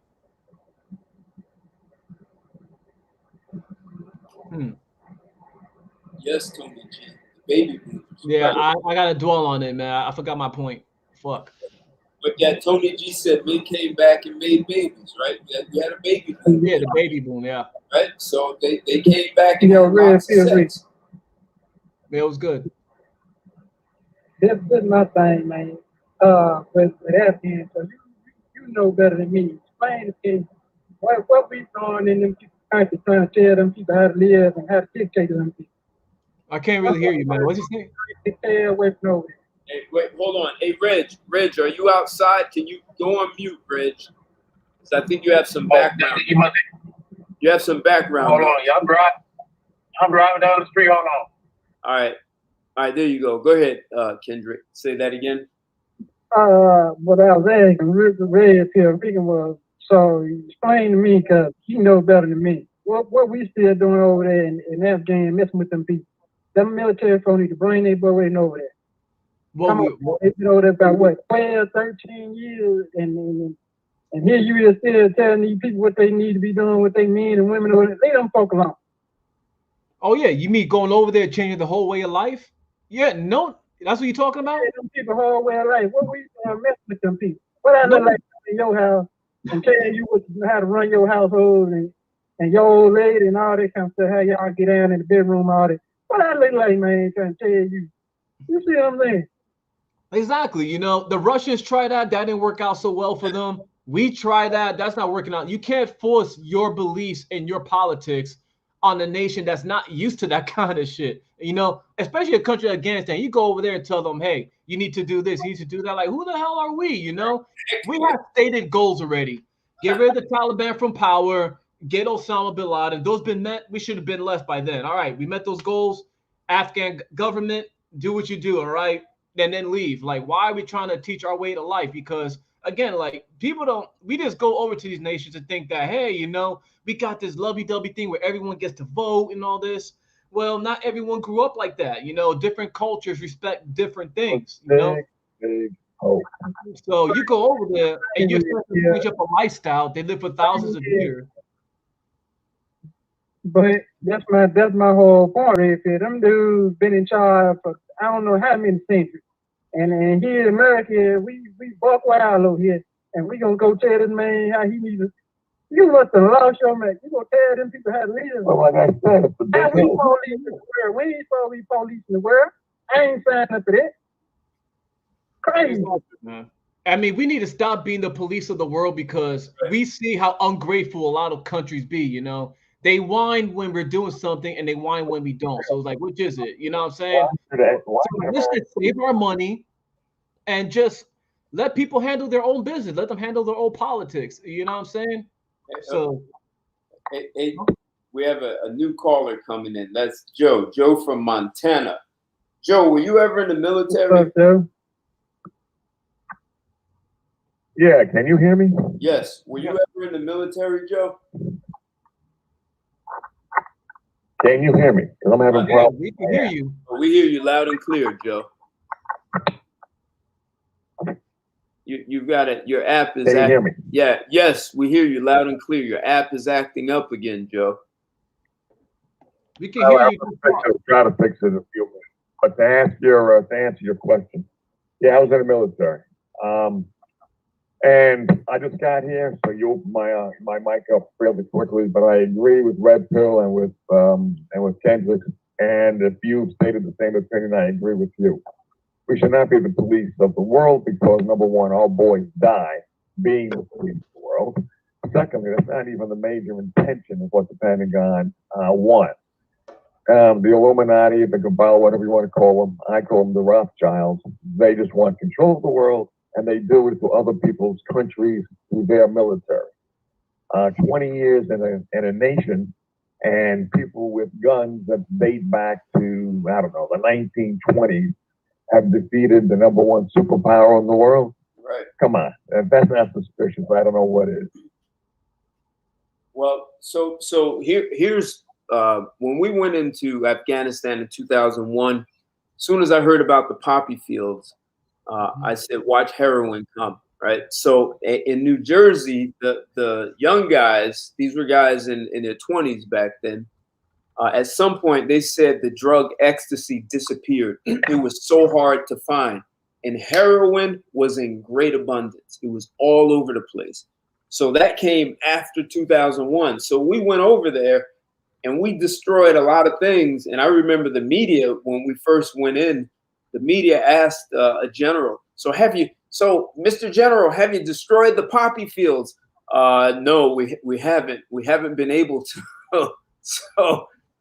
So we took, maybe this was, I'm making a wild speculation, right? And this is how my speculation sounds. Afghanistan, like you were saying, Red Pill, they have a lot of tribes. So they didn't unify so that they could build education system, roads, sewer system, like all the things, banking systems. They didn't build the infrastructure to run a unified country. So United States said, we'll do it. Let us have the poppy fields. How long is it going to take you? We can do it in 20 years. Great. When 20 years come, you have to get out, like not maybe. So here we are at 20 years. Afghanistan says your time is up.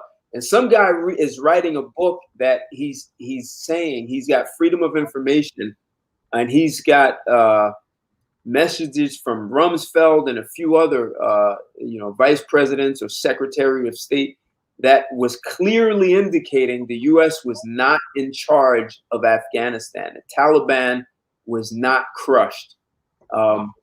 And so they were still running things. So my theory or speculation is that U.S. had access to poppy fields. They would also build infrastructure. And you could have all the poppy fields you want. And when 20 years comes, you leave. Now, if the U.S. decides, well, we're not ready to leave yet, the Taliban says, you can stay if you like, but we have thousands of men in your country. And if you don't leave, we will start a war in your territory, and it will be worse than anything you can imagine. So you leave when you said you would leave.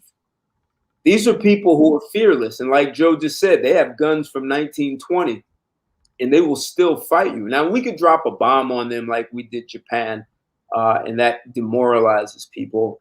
But if you go head to head, pound for pound, Afghan men have a different kind of spirit, just like Japan had it during World War II. So I'm speculating we got something out of it. We helped them build an infrastructure.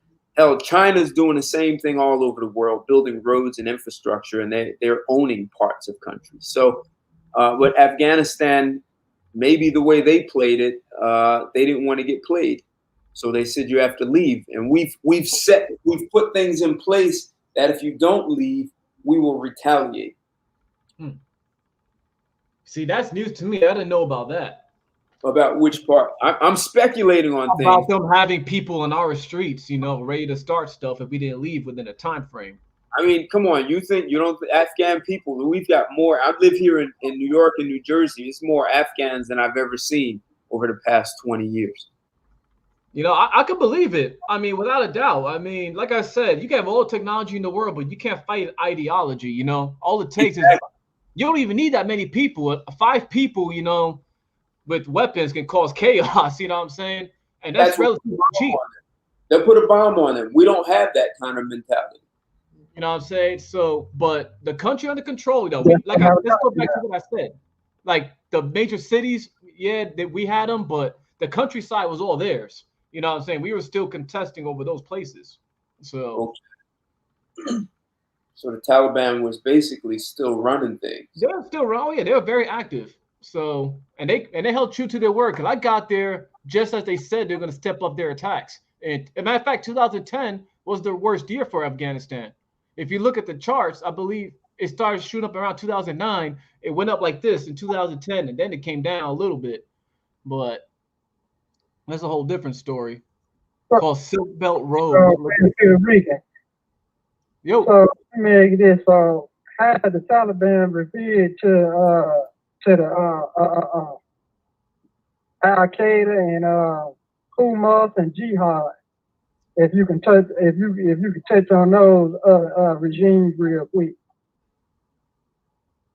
what about them? Yes, I heard you say something about the Taliban, Al Qaeda, and all that. What's their name? Their names? Can you elaborate on them in the correlation to each other? Which In the one correlation? over there? Is it the Taliban or the Al Qaeda, Hamas, or Jihad? Well, Right. the mainstream belief is that Al Qaeda was pretty much a terrorist group operating freely in Afghanistan under the Taliban's watch. You know, they had training camps and all that. And that was part of the reason why we went to Afghanistan, because we believed that the people that did the training and the attacking were staging out there. So that's why we went there. But behind the scenes, I've heard that Al Qaeda was supposedly really a CIA creation.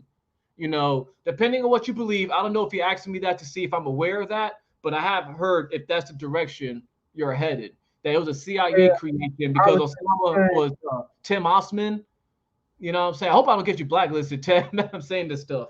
But like, suppose he was really a CIA agent put in place so that it can be used as a excuse to start wars in other countries to establish a central bank.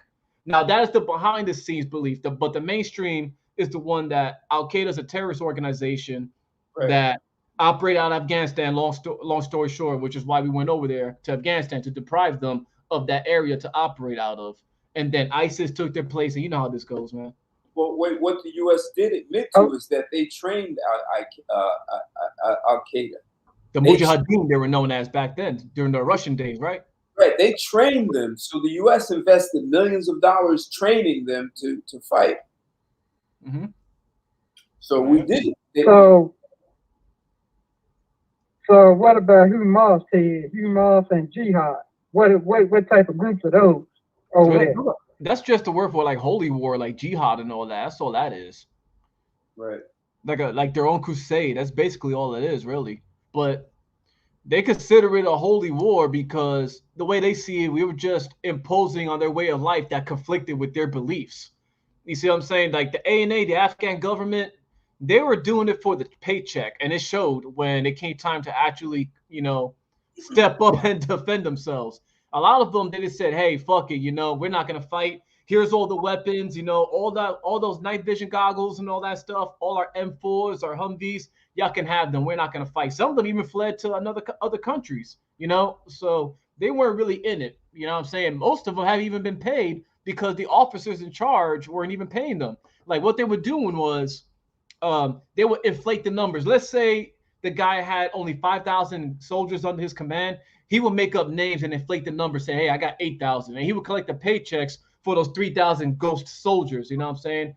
And they were sending their guys out with no food, sometimes no ammo. You know, you're not going to create a very coherent and loyal army when you're treating them like that. You know what I'm saying? So who do you think they're going to choose, you know, when it comes time to fight, the Taliban or the government?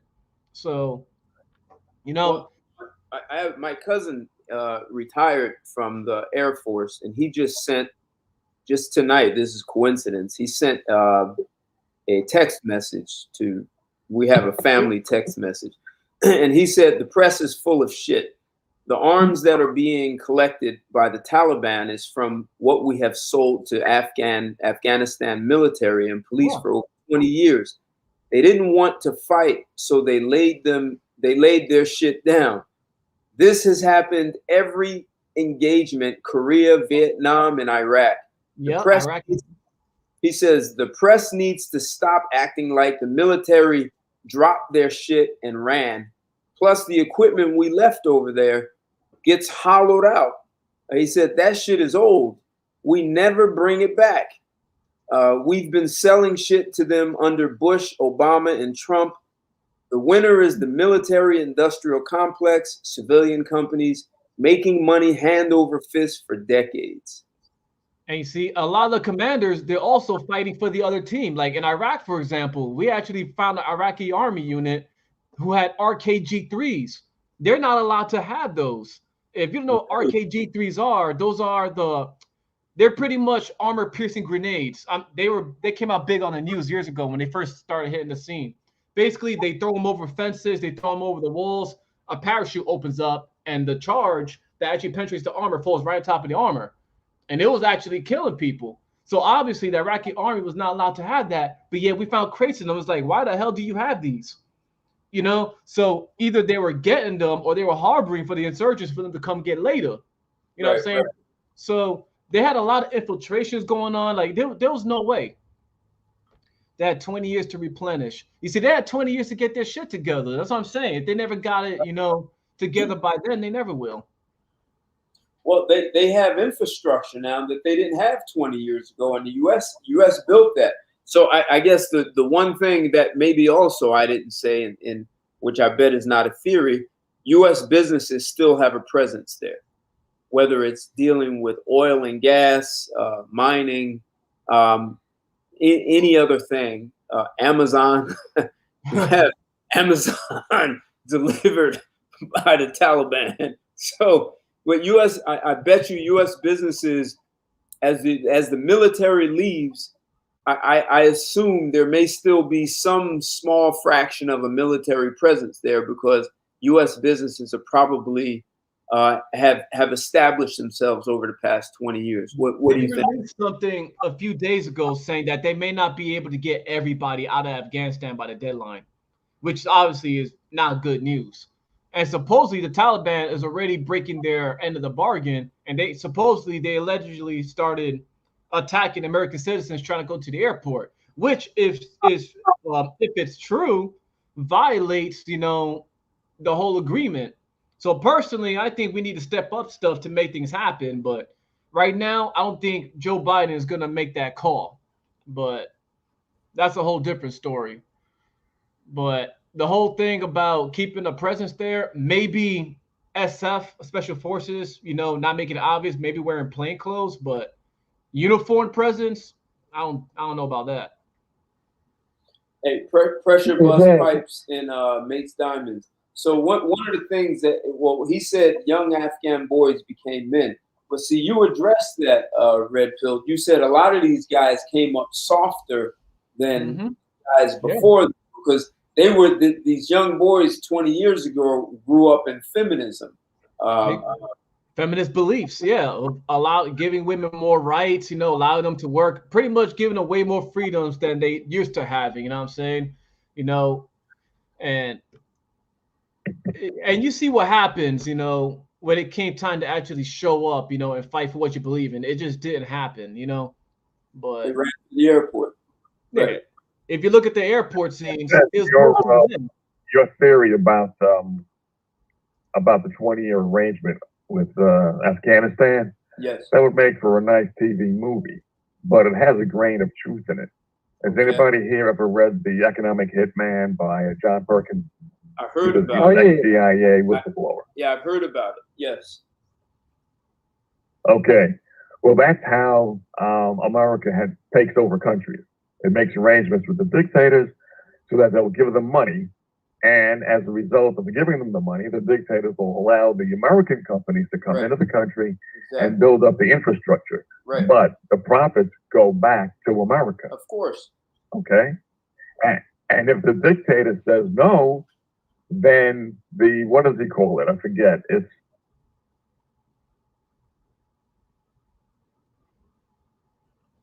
Did we lose you, Joe? And then did he say he was out somewhere that he may lose reception or something? I think he's using an app, and it may not be on point tonight. He's usually pretty good.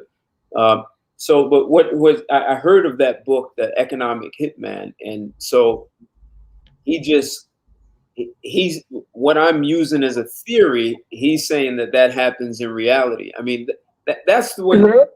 For me, that's the way this situation looks, right? You had 20 years to do it, and in return, we want access to your poppies, unlimited access to do what we want with it. We're going to need some labor from you, and heroin flooded the streets.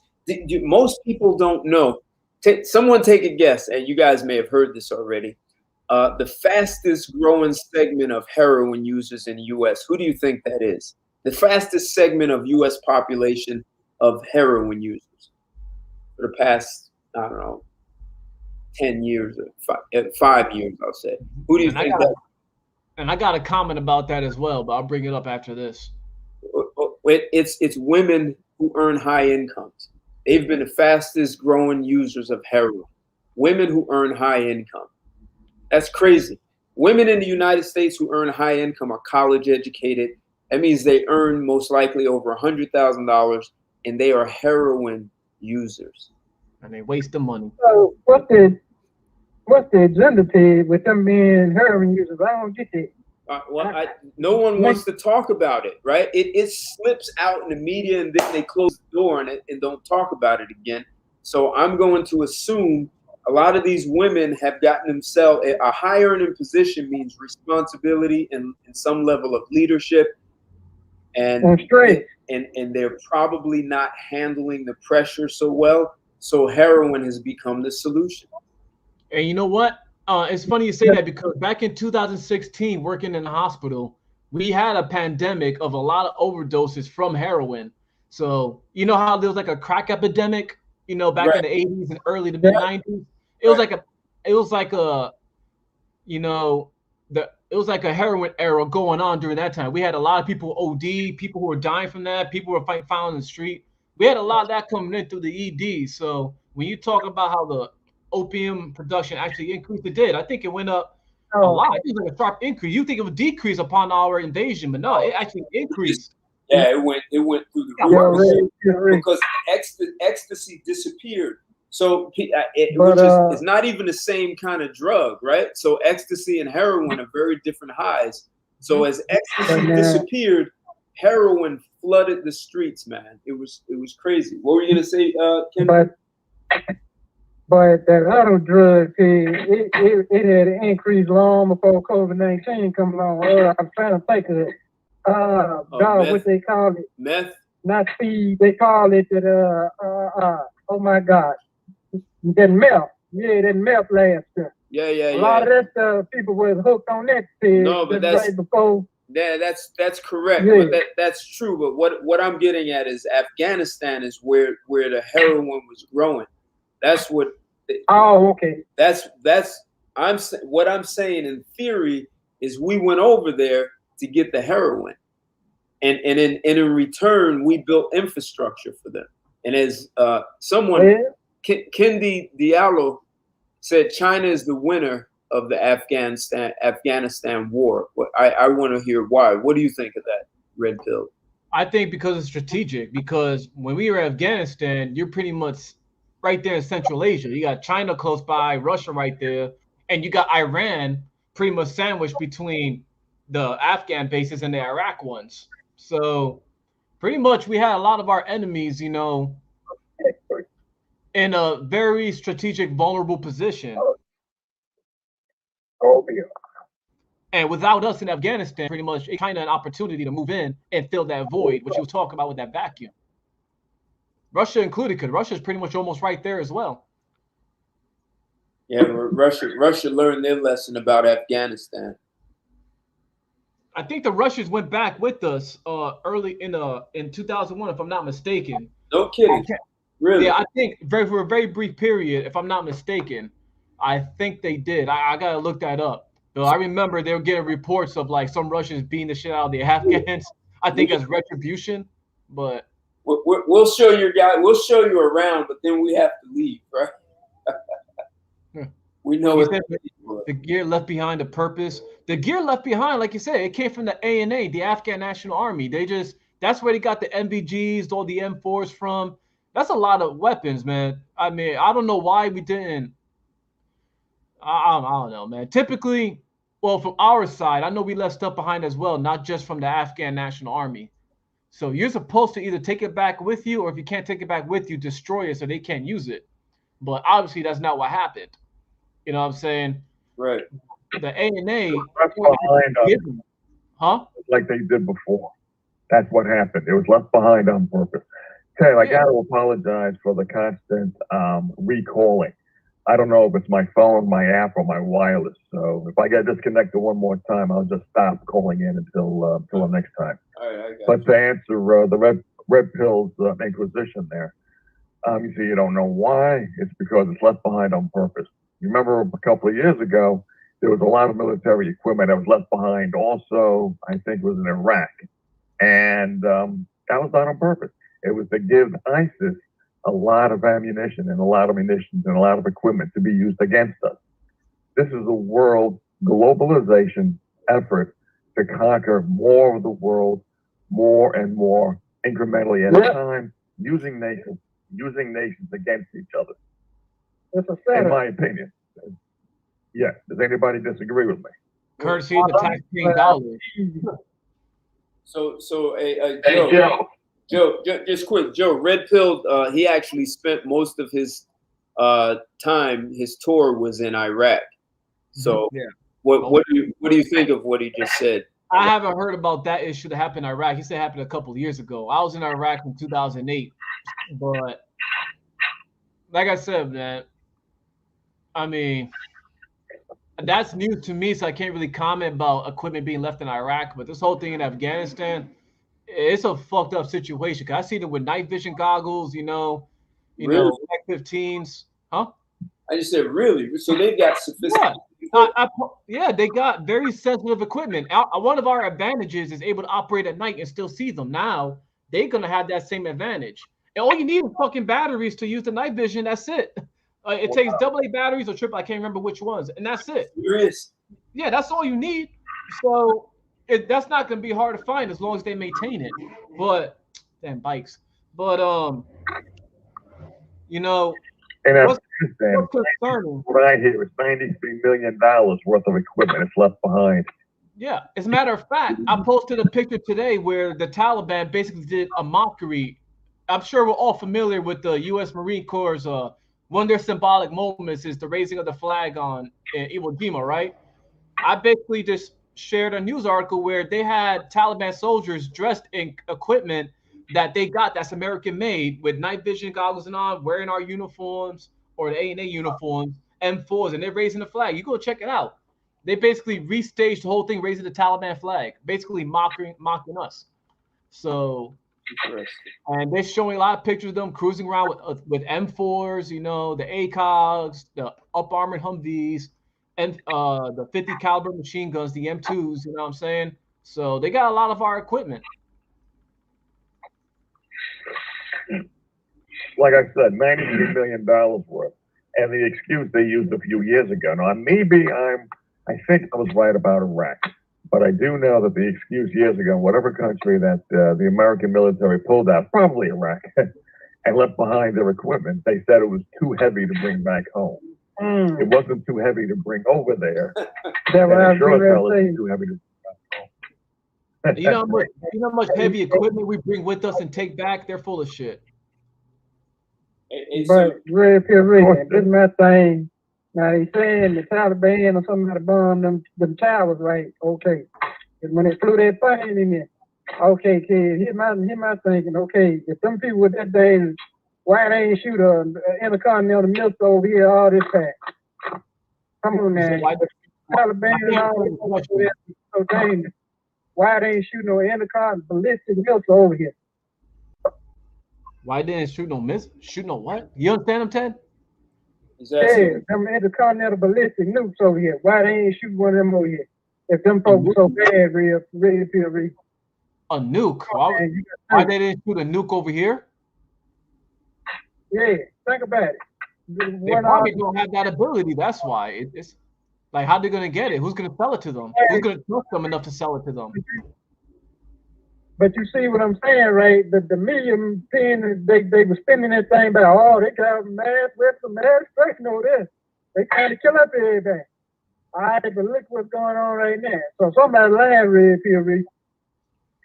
I mean, you also got to think about probably the potential consequences if they went ahead and dropped. If let's say they managed to get a hold of a nuclear weapon and released one here on the U.S. soil, you know how much that would. I mean, it would be bad for us, but at the same time, you have any idea the world sympathy will have for us? It will basically tip things back in our favor. That is a bad PR move if they were to do something like that. You know what I'm saying? Because Right. world perception does matter. So I don't see them ever taking that type of action for that reason. You know what I'm saying? But they pinning them out to be some boogeyman. But come on now, America been over there all this time though, Red Pill.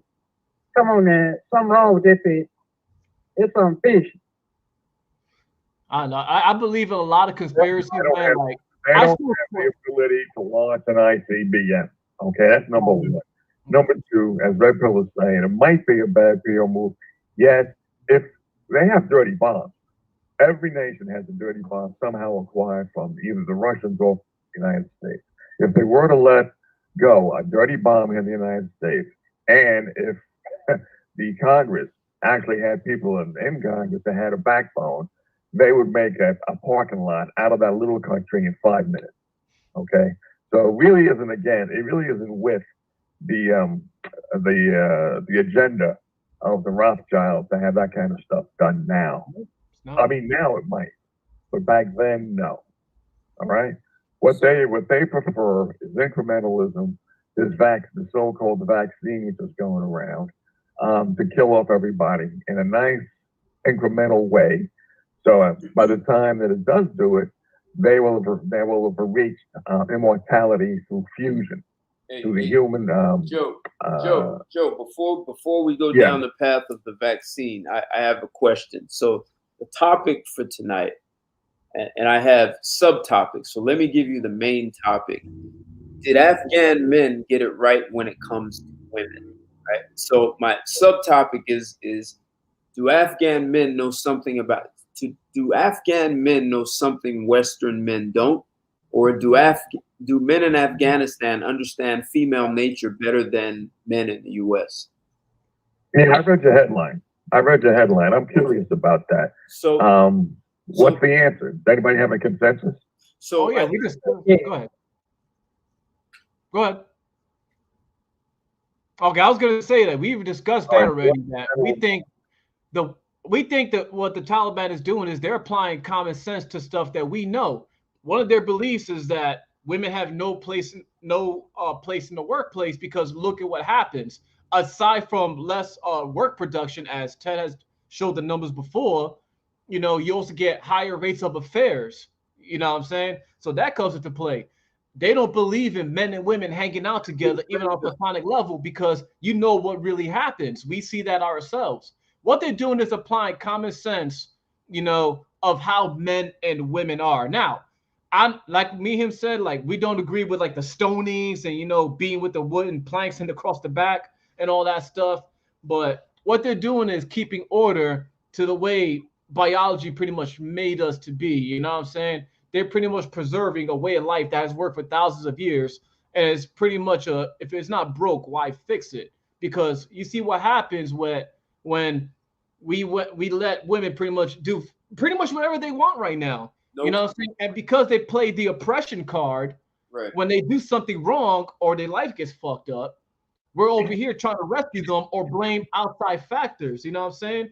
They see what's going on because they are not the ignorant cave people that a lot of arrogant people here in the U.S. think they are. They are very much aware of how things go on over here.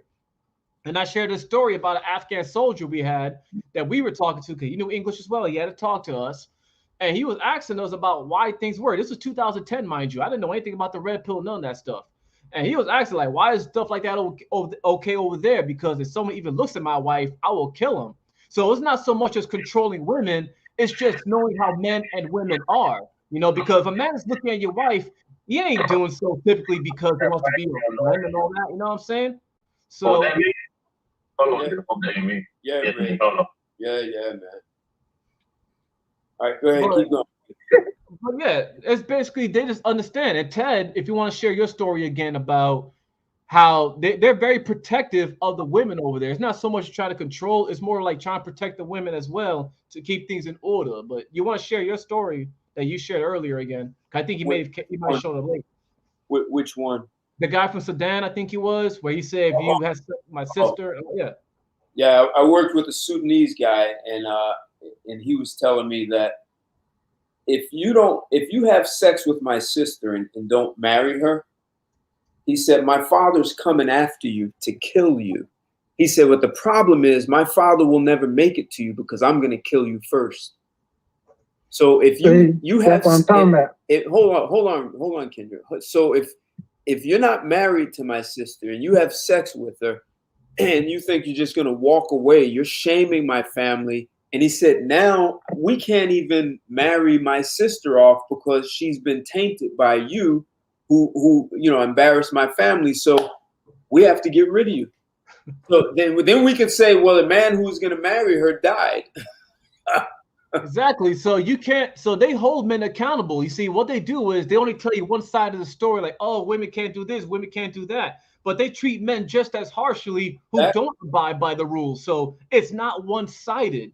This is when people were saying that you can't believe everything the media tells you because they're once again playing to that victim story. You know what I'm saying? So yes, they got things in order. They got their own rules, but tell the whole picture. You know what I'm saying? It's not like us men are off the hook.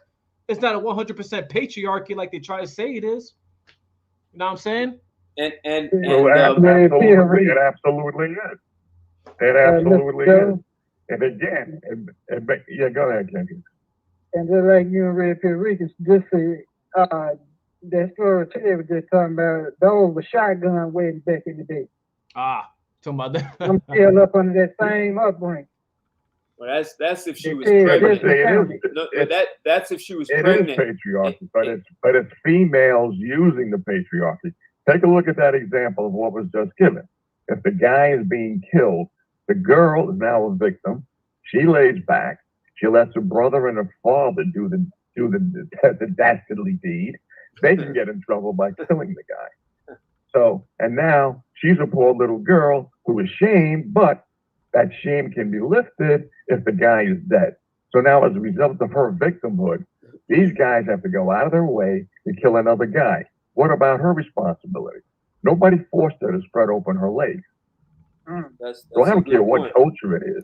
If it's still making the guy punished, then it's still the girl who has control for her victimhood.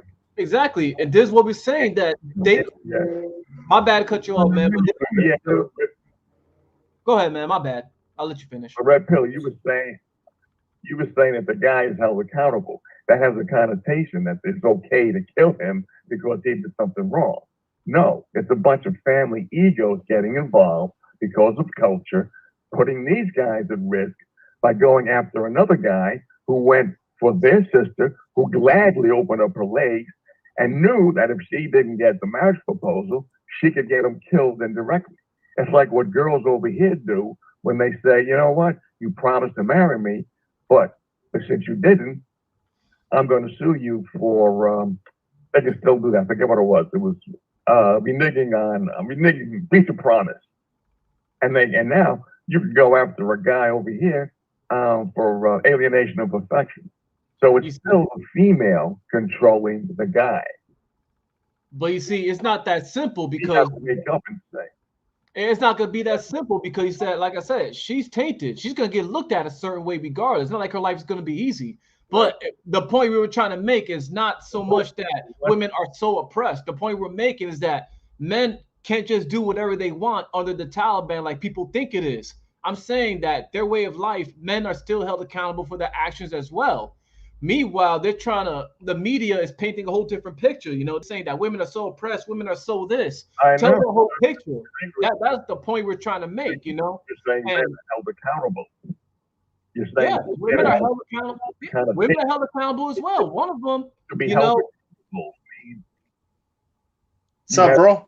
Law. Cool, What's cool. up, man? Hold on Guy 1 second, to have Wanda. sex with the girl. Hold on. For the guy to have sex with the girl who willingly wants him to have sex with her, and now he doesn't want to marry. Maybe she doesn't want to marry him, but wants a big dick, and then says, "I don't care if what happens to the guy." But yeah, okay, so I'll go through some shame. But once they kill him, I am now not male culpa. Well, it is a form of male culpa, but now I am forgiven. I am absolved of my so-called sin. Hey, Joe. So Joe, again, where's the burden? hold on, Joe. Yeah. Hold on. So, Wani, Okay. are you from Sudan? Yes, Mr. Okay. Tate. Yeah, I'm from Sudan. Yeah. So we have someone from Sudan. He can clear this matter up for us. So Oh, definitely, shared a story definitely. with a former colleague, right? So you can tell us so that we can all understand it better. Man, just let me say, first of all, I acknowledge the presence of Red Pill Rick and in the house, and also the good job you've been doing for men, bro, Ted, and all the bros that are sharing with us all the time. We come here to discuss matters affairs to men.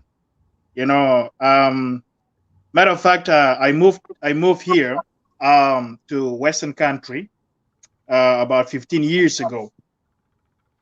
And it was a bit of a culture shock for me to see what is happening in the West. Men are not men, and not all of them, but the majority.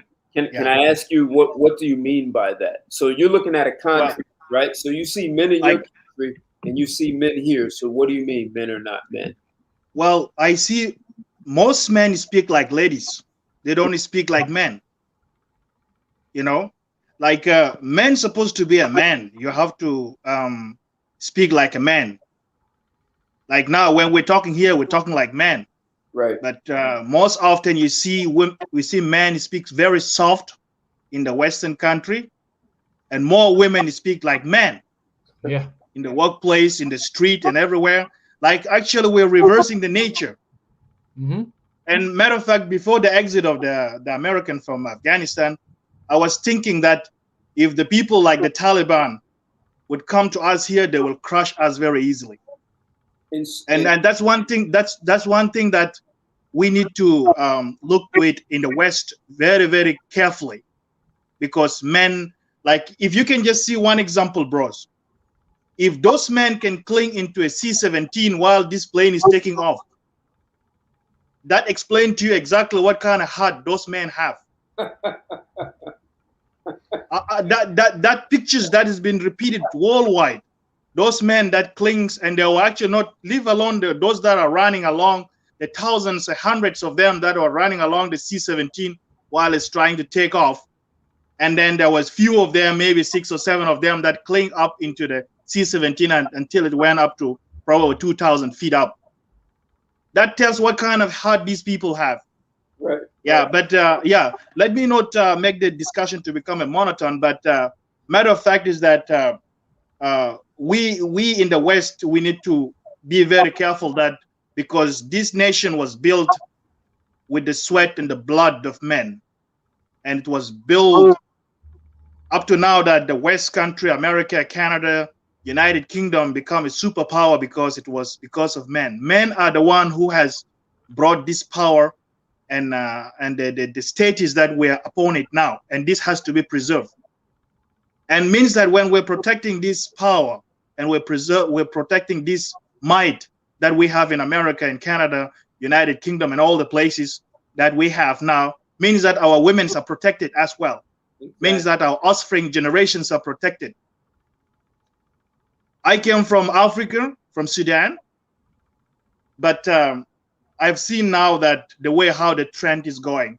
When I see, I'm raising boys, I have 3 boys and 2 girls myself. And my boys, when I rumble with them and we play boxing with them and all these things, They go sometimes to the park to play with other boys that are raised by single mom. They see them very soft boys. You know, they can't even play football. They can't even, you know, play rambling. They can't even play soccer. Yeah, you see boys that are 14, 15, they're already overweight, very soft boys. And this is very risk for our countries. Yep. But let me tell you something. You know, I'm actually from Sudan, but I'm actually from South Sudan. Sudan and South Sudan were one country until 2011 when we split. Okay. I grew up in the North Sudan, in the capital Khartoum, and we have tribes in the East Sudan, in a place called Kassala, that's in the border with Ethiopia, and up in and then up in the border with Egypt. That's the same they call Hadandawa. And Hadandawa, their culture is that they have always walked with knives and swords. One thing that one of you mentioned earlier, that don't ask him about his sisters. If you wanted to create war and get maybe hurt by this man, ask him, say, how is your sister doing? Or your mom? He will say, what the fuck? What do you want from my sister? He will pull his knife out. That's very simple example, because you are a man. You're supposed to deal with me as a man. Leave the women alone.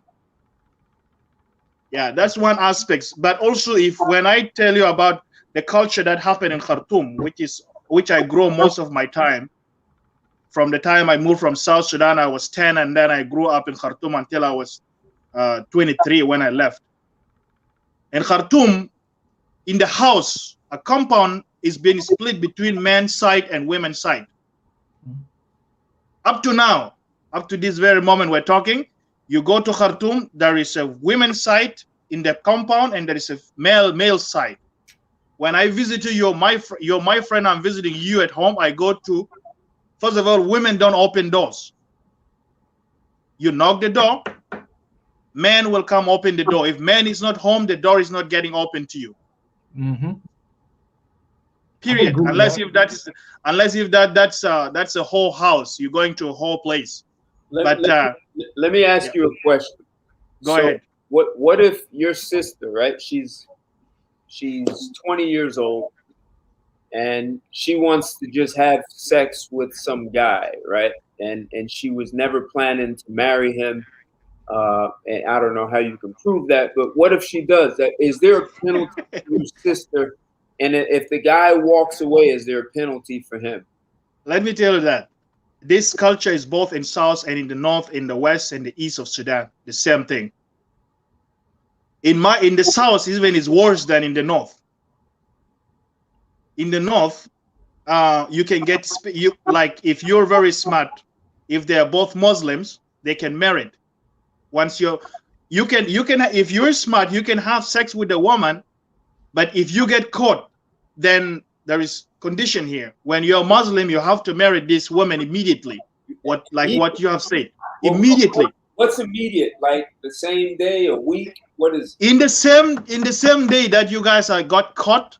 The father or the brother, whoever caught you, they immediately drag you to the mosque and bring the imam, and then they say, look, from here, you got to marry this woman. And if you don't want, that's where trouble comes. And tell me what trouble looks like. Honestly. Well, like if you both are Muslims, if they're both, the man and the lady are Muslims, they will take them now to the court, and then from there, they will execute the judge according to the Sharia. They will execute the judge according to the Sharia. But the Sharia, listen, but the Sharia doesn't excuse that situation. You must marry that girl, and period. There is no negotiation. Whether you like it in the peaceful way or by the country law, you must marry that lady. There is no way around it. So like if you don't want by peaceful way, they will take you to the court, and then the court will impose that on you by the court order. You must marry that. And then when you go that avenue of the court way, it's gonna hurt you badly, because they're gonna fine you some money and some other stuff that you are not supposed to, like you can get around it very easily when you just accepted to marry her. In the South Sudan, rather, it's different. In the South Sudan, first you and your mom, like people getting beaten, sometimes people getting killed. You yourself, like for example, if I have a sex with a girl in South Sudan, and then I get caught. So there is two things that I can do. I run for my life and take the girl away with me. Or she ran for her life and I run for my life, and then my families will handle this situation. The family of the lady will come, they will beat my mom, my brothers, people will fight, sometimes people getting killed. 10 seconds. Is there somebody talking? Yeah, it's okay. Don't worry about it. It's all right. Yeah, yeah. So that's in the South Sudan. After that, after the relative of the ladies calm their anger down by beating you guys up, some people get carried to hospital with broken legs and broken arm, broken neck. Some people get killed. Then after that, they will resolve the matter. The police will come and intervene, and then now that the process of the wedding will start. What the? So by law, you have the police involved. Well, first, before the police don't involve the family of the girl will handle the matter. I understand, but at some point, by law, you can involve the police. It's yes, serious. Yes, that's when things get very serious. The police, you don't call the police. Some people will run. For example, my family, if I slept with a girl or pregnant the lady, I better run to the police station before the lady's family get to me. Sometimes my family will be deserted. All my mom, my brothers, my cousin, whoever lives in the family, we have to close the doors and run to the police station or evacuate to the village. Wow. Somewhere to go hide. This thing is not easy to mess with somebody's daughters in Africa, especially in some other countries in Africa. You get killed in it. So, you see? So that is one of the situation that was solved is that in the cultural that when a lady when she has her period, immediately they gave her to a man. Like the moment that she become ready, when the tits are coming out and she start to have her period, they arrange for marriage immediately, so that to avoid this kind of situations. Okay. So here's the question: they arrange for a marriage. How do you know? How does your family know which family to marry their children to? Well, when you have a girl and the girl has started to become like 10, 12, right? Immediately, yeah, 10, 12. Immediately, the very good friend in the dad's friend or the neighborhood who is very good. Immediately, you will see there is a talks between the parents. Okay. Yeah, they will join. They will talk. We see this girl now is getting to be, because the thing is that they want to avoid the situation. Let me ask you one question. Is it just between the fathers, or is both parents, mother and father? No, first is between the fathers. Mothers don't involve into this. Okay. Yeah. Okay. The fathers will talk about it, and then when the fathers talks about it, maybe we'll involve the uncles. Women don't involve. Women come and prepare the lady when everything is sealed. So the men just handle everything. The women just follow. Men handle everything. Yeah. Okay. Yeah, the men handle everything until it is sealed. When it is sealed, the women just they ululating and they make noise, and then they prepare the bride. So what happens if your daughter doesn't want to marry that guy? There is nothing like that. There's nothing like that. But now with the same idea that now that the West is importing the idea of the cultural, the Western cultural, now it's creating a lot of conflict back home in the countries. Yeah, in the countries that are trying to adopt, sometimes you see a girl is running away because she don't want to get to marry to whoever the man that the father or the uncles choose for her. So sometimes she ran away. Sometimes the man also, like he ran away if he doesn't want. But like there is lots of conflicting things. But that wasn't there 30 years ago. It wasn't there. Go ahead, man. No. Let me just ask one question. So Hollywood movies, are they being shown in your country? Well, it's just this ideology of the women empowerment and the women education and women rights. Like the rights of women, there is some rights of women that we have in the West cannot be translated to other countries because right. First of all, you have to understand that we here in the West, we are multicultural. So when people come to us here, we adopt the culture that's here, although we have our own cultures. So sometimes we abandon or we compromise our cultures to adopt the cultures here. Right, So right. the same culture that is here, we cannot import it, we cannot export it to other countries. This is wrong, like, you know, like my brother Red Pill Reagan has said, and we all agree to that. Right. Previously on my comment, I said, I put a comment there, I said that let's presume that the Taliban invade America and then they want to put all the women back into homes and to kitchen. Right. What is going to happen? Mayhem. I don't. Hell is going to come down. Yeah, it's gonna Because be ugly. that is not the culture that we had for the last 50 years. Right. So it's mean that we cannot also export our culture to other people. We can maybe give them, and then they will give them the option to take whatever it's good and whatever it's not working with them. Then we like, you know, we look to whatever we give them something, and then you let them choose whatever it's good. And this But we don't go invade the country, change the government, and then impose a culture. Right. That is like what now is happened to Afghanistan is a total failure. So the next thing that American has to prove itself into Afghanistan could have maybe returned back to war, maybe nuke the country so that at least to subdue the Taliban. But the Taliban, they have planned for the last maybe 18 years how they can take over the country from America again, and they did it very peacefully. Right. And that's what happened in the art of war. That if you can win without bloodshed, why not? You know what? It would surprise me if the A&A, one of the reasons why they didn't fight was because they didn't like the new changes that came with our involvement. You know, I think that could be another possibility. They're like, they didn't like it, they didn't grow up that way, so they're like, hey, just, you know. You see, I read the book of the Executive Order by Tom Clancy. Tom Clancy mentioned something very that which I did not know. The book is over 1,500 pages. I just finished it about 3 months ago.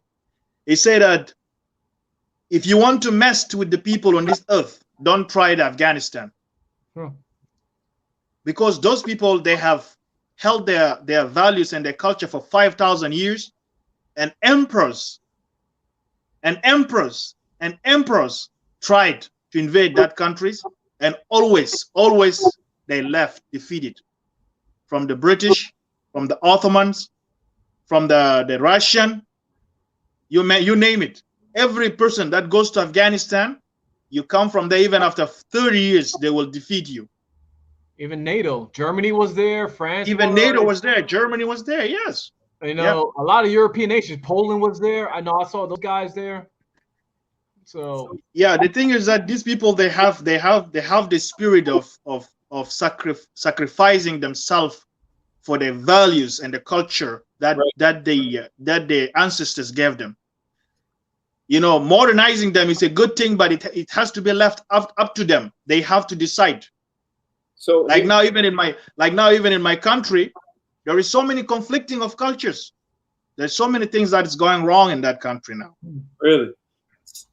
So with Afghanistan, see, that's part of what I'm getting at. So if the men have that kind of fighting spirit and they're willing to put their lives on the line, when the war is over, when they come home, they should get the jobs. But here in the United States, if you go to war, like, you know, Red Pill was in the military. He was in Iraq and Afghanistan. When he comes back, he shouldn't be told, well, we're giving jobs to women. The men who protected the country should get first choice. Why? Because definitely.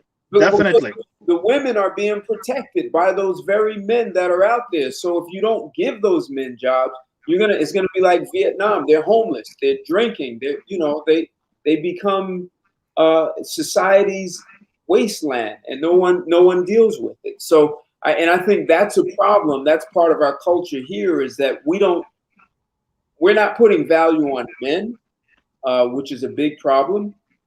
And it's what you said. If Afghanistan came here, but you know what? We don't even need Afghanistan to come here. We've got the drug lords, El Chapo in Mexico.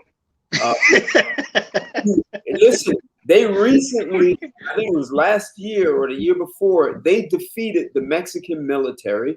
Okay? And feminists are disappearing, and any man who defends a feminist, he disappears also. Huh. They are not playing. They are in the South. I lived in Mexico for almost 2 years. And when you talk to Mexicans about Texas, Nevada, Arizona, California, those places, in their mind, it's still Mexico. And they're still upset that the United States has that land. So I wouldn't be surprised, like you were saying, the Taliban spent 18 years planning how to get their country back. I wouldn't be surprised if what you're saying is that if the men become so weak here, we're gonna get drug lords from the South moving up and taking natural resources, oil wells, and all that stuff. And if China wants to come in from the West, how do we defend ourselves if we make men more feminine? And then Yeah, the thing, in the beginning, that if it wasn't for the fact of the technology that we got, and there was such a large land mass, Russia and China could easily have their way with us because we're so weak as individuals.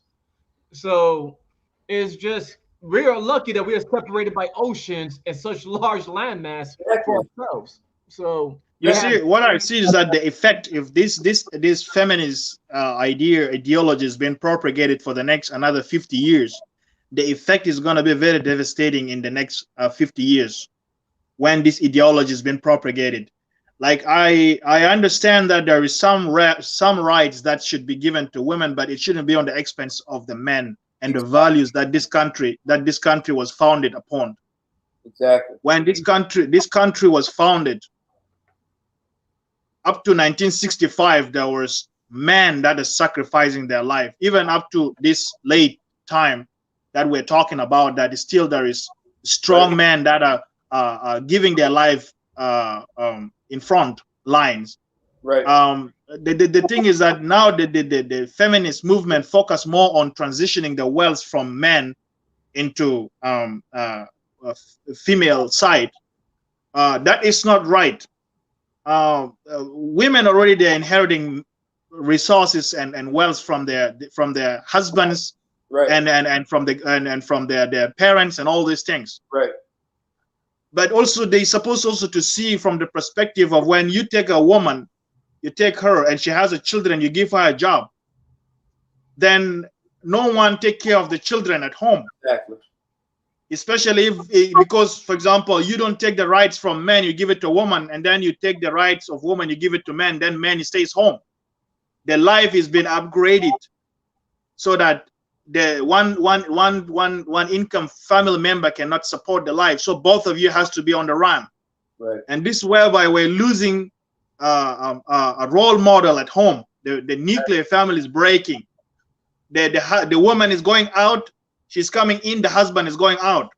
Sometimes at the same time, both of them are out, the children are in daycare or in the school. So the children, no one see and protect the children because we both running the rat race. We want to bring something on the table. And then all of a sudden that the emotions of the family, no one cares about the nuclear needs of the family. And then the marriage collapse. The marriage collapse now that the children's get into depression, their school performance drop. They should have been engineers and doctors in the future and pilots that can continue making this country great. They become drugs addicts. They become criminals going to jails and all these things, and that's just because of the bad policy that the country employed, just because to favor a woman of what they call it toxic masculinity or patriarchal society. That's stupid. Like from the creation, it is man that has kept this earth going on. These planes flying and the televisions that we're watching and all this thing. Eve didn't even listen to Adam, so this has been a problem from the beginning. Hey, right? hey Ted, I gotta check out, man. Cause I still got some work I need to get done. And yeah. I got you, man. Always appreciate it. Great insight. Thanks a lot for joining, man. You know what? That was Thanks, man. Yeah, it's good meeting you. About Sudan and all that. I really learned a lot today. That was interesting information, man. I appreciate that. Hey, no worries, man. You're welcome, man. Man. Ted, thanks for we need to keep these talks going on so that at least, like what they haven't paid attention is like this embarrassment happened to us in Afghanistan. This should have been averted. Yeah. I believe that probably if there was a very strong system in place, or like I don't want to make it political correct talks, but like, you know, the withdrawal was just very unplanned. It's so bad. Like while we declare that we're moving out of Afghanistan 18 years or 17 years ago, the Taliban were already having plan in place. They're already striking side deals with the governments that we put in place, you know. But it's very unfortunate. Like everybody, even the Secretary General of NATO, of the European Union, 2 days ago was saying that all what happened in Afghanistan, we all have to learn from it. What Red Pill was in, he was in Afghanistan. The U.S. never had total control of Afghanistan. The Taliban was still running things. They were still running things in the countryside. They may not have held major political positions, right, but they were still running things in certain places, you know, unseen. So I believe that. Yeah. Yep. Got it, man. Appreciate it, man. Thanks all right, guys. Yeah, thanks, man. Yeah, good to see you. Take care, Yeah. man. So one. Yeah, you have another question? What is your last name? Is Lassou? Is that Lassou? Yeah. Lassou. All right, cool, cool. So, how long have you been in the States? 15 years. Oh, okay. So you've seen a lot. You've seen a lot since you've been. So many things. Yeah, so many things. Yeah. Sorry, I tried to drop something, but you know the connection is not going through. Maybe we'll try it again. Okay, appreciate that. Just one. Yeah. The guy, Mr. Earl, you met El Chapo, huh? that is interesting. You met him. Should I ask any other questions, man, about your meeting with El Chapo? Because that sounds like an interesting person to meet, and not a likely person to meet. But so so you know what our discussion is here, right? So you know what Red Pill was saying was that he's not in favor of stoning women and beating them publicly and all that. Except it seems like Afghan men have a better understanding of how to keep order in their country, right? So, you know, you're seeing even in your country where all these mixtures of cultures has created some chaos, right? That's right, yeah. Mm-hmm. And we have lots of chaos right here in the U.S. And if you keep giving all the jobs to women and not to men, what are you going to do with all the unemployed men? Like, you're going to build homeless shelters for them? You know, I did a video on how women don't work as many hours. They're not as productive as men in the workplace, and that's costing companies money. So, you know, if the Afghan men if they see what's happening here, it would seem that they want to put a stop to that. And like you said, for thousands of years, no one's been able to conquer them. So why should they allow themselves to be diverted from what works? Well, the fact is that now they have proven that they have proven beyond doubt that these people are unchangeable. Even the American government said, if themselves they can't fight for their country, then why should we? And that's what we're supposed to say it from the beginning. We went there to, you know, to get rid of Osama bin Laden and you know, clean up the mess there, and you know, and we should have just been out of there. No, we had to. I think there were two things. We had to build an infrastructure for them, and in exchange for building infrastructure like roads and education system and sewer and trash room, all that stuff. In exchange, we got heroin, poppy fields. Well, the thing is that I don't know about that, but the thing is that now that, like, what did we do now? What did we do better for ourselves? You know, if we get money, then the money probably ended up in the hand of the elites, not on the hand of everybody. There was there's a lot of heroin in Afghanistan. And yeah, I know that. Yeah, in 2001, I remember in the beginning they were cutting down it. They were chopping it down after American take over the country. They were chopping down the poppy trees and all these things. But I don't know. If they continue growing it or not, that's what I could not verify. Do you realize that after 2001, heroin increased in the United States? The supply of heroin significantly increased. Did you know That's that? true. Yeah, that's true. Yeah. So where was it coming from? Well, that's the thing. The question that probably me and you we can't answer because we are not controlling the border of the country. But that's why it's a lucrative business. Absolutely. People are involved in it. You don't know who is involved in it, but it's getting into the country anyway. It's a coincidence. We go into Afghanistan, and shortly after that, we have lots of heroin in the United States. So it's a coincidence. I don't know. I don't know. But what were you going to say? Well, the thing is that what I'm just saying is that we should just keep the conversation. There is so many channels that is talking about keeping the masculinity active in United States, in the Western countries, and all these things. This is very important because absolutely, this is very important to protect this is like to maintain our existence, and these countries that have been built by brave men, it should continue to be protected by brave men. Absolutely. And when they come back, like what you said, like when they come back, they should have been also treated like heroes and been given all the privileges, because like some of them, they just get into the military when they're 18 or 19, so they haven't got any skills that they built up prior to that. So when they come back, there should be a lot of projects and plans for them, so that like we just don't lose young men, Well, and some of them develop skills while in the military, right? Whether it's a mechanic or administrative, they do develop skills in the military. That's exactly transferable when they come out. But if we just look at Vietnam, a lot of those guys ended up homeless on the street. We disowned them in some ways instead of them being heroes. But the guys who came back from World War II, those guys were treated like heroes. Yeah, they're just things changed down the road here. The last 50 years, a lot of things change. Absolutely. And hopefully, this conversation that is going on around the countries, it will bring the fixing the situation back. This country need both male and female. Absolutely. We need the females to keep producing strong men, and we need the female to keep producing also good women that can continue to nourish the men that protects the countries and to propagate our life forward. This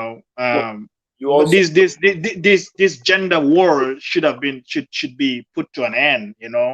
We're supposed to see like how things should be fixed. We need to find a common ground where our society don't fall apart. Like because I just see now it just become more of gender war, leftists and rightists, than the country being put forward to become first. Rights, people just talking about rights. Then where is the rights of the country itself? People talking about rights of groups and societies and all these things. Why can we talk of the rights of the country? Well, look, you come from a different kind of culture, so no one in the United States is a slave. People live well in this country. Even a poor person in the United States lives better than some people in, middle class people in other countries. Absolutely. They're walking around with smartphones and they have sneakers that cost $300. So they have air conditioner in their house and they have money to smoke marijuana. So there are lots of privileges living here. And as you said, all of this has been built by men. So why would you dismiss men after they built an entire infrastructure, maintained it, and protected it? Even if you were to give 90% of the jobs to the women, one, what do you do with the women? Two, what is the long-term plan for women? Are they going to continue building new things? You see, let me tell you something now. At my workplace now, we're experiencing something like we have two women or three of them went for maternity. So when they went for maternity, then there is a gap. there is a gap here that no one should fill. Sometimes it's very hard even to find people to hire, you know, because with the wages is low and things like that. Exactly.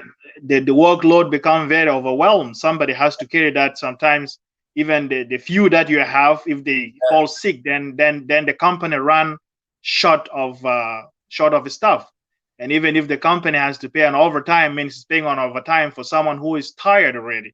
Exactly. There should have been a fresh, strong person that would fill that gap, you know. And when our laborers and workers are getting very tired because of their co-workers who have gone for maternity or go for something to, you know, taking care of the babies at home, or injuries and all these things, then it becomes very tough for the company itself to produce. This means that our produce getting lower, means the economy is slowing down, means that other countries are competing with us, they're going ahead, you know. Exactly. And that's one of the reasons why China caught up with the United States, because I remember 30, 40, 20, 25 years ago, 30 years ago, China was considered to be a developing country. Exactly. When United States was a superpower of the world. Now China is the second place. You know. Don't get me wrong. Don't get me wrong that because China also employ their women's, but the thing is that there has to be rules that kept in place. Right. Like for example, in my country, if a woman had a baby, they give her only 3 months for nursing, and that 3 months she's not getting paid for it. She go to nurse the baby for 3 months, and then find somebody to take care of that baby. If she didn't find the next 3 months, she's fired. Another woman is hired in her place that can carry on, but she will not go and stay home for 9 months and getting paid for that. Right. You know. Yeah. So there should be laws that to maintain the integrity of the company and the economic of the state. Right. Yeah. Good. So that's how I see into it. Any last words you want to share on this topic? So the topic is, did Afghan men get it right when it comes to women? Any last thoughts you want to share?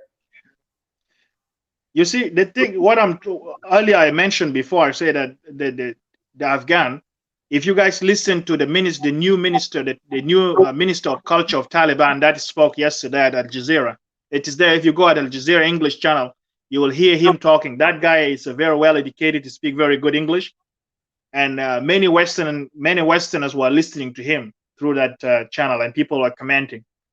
And he put the nails on the wood. If you hear to him, you will not think that this is the goat herders that we see them holding AK-47. Like he said, some logic words there in his statements that he was talking.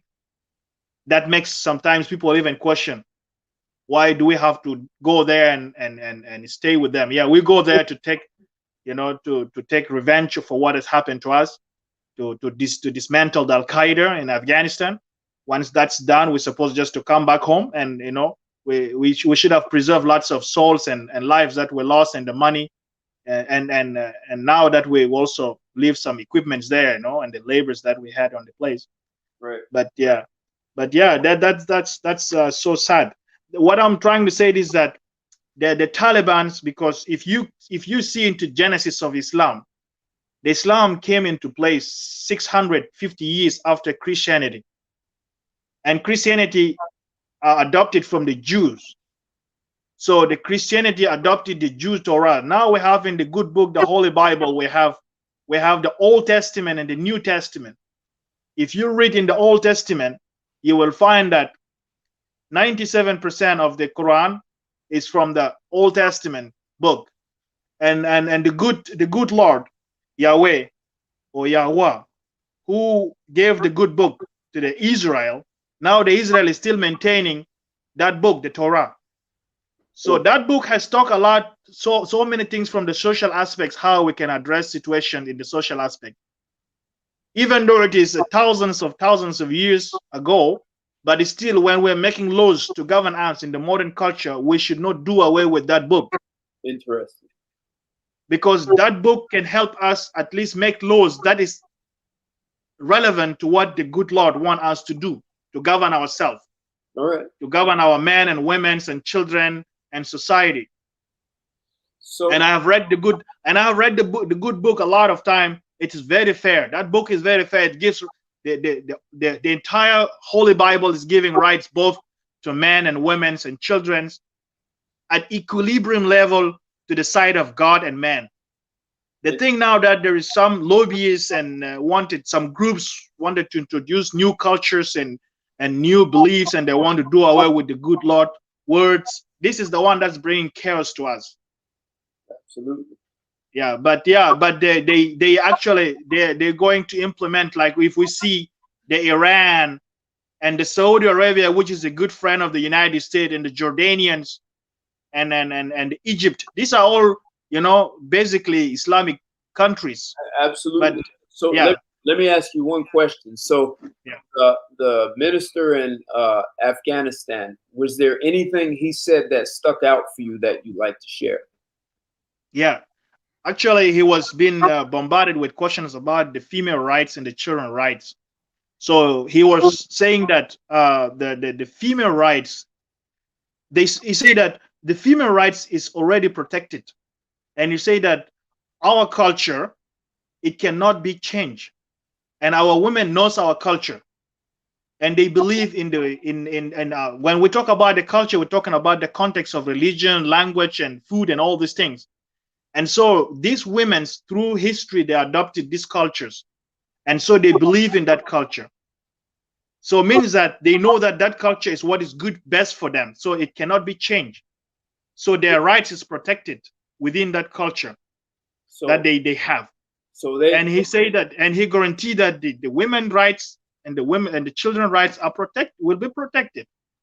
Well, you know, interesting. You think about that, right? So Afghanistan men, they fight hard in battle, and they don't put their women in front of them to protect them from bullets. They tell their women to go away, and they go out and they fight.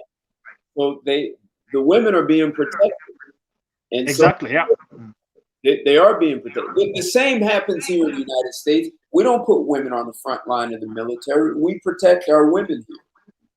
But then we talk about the equality. That's the problem here.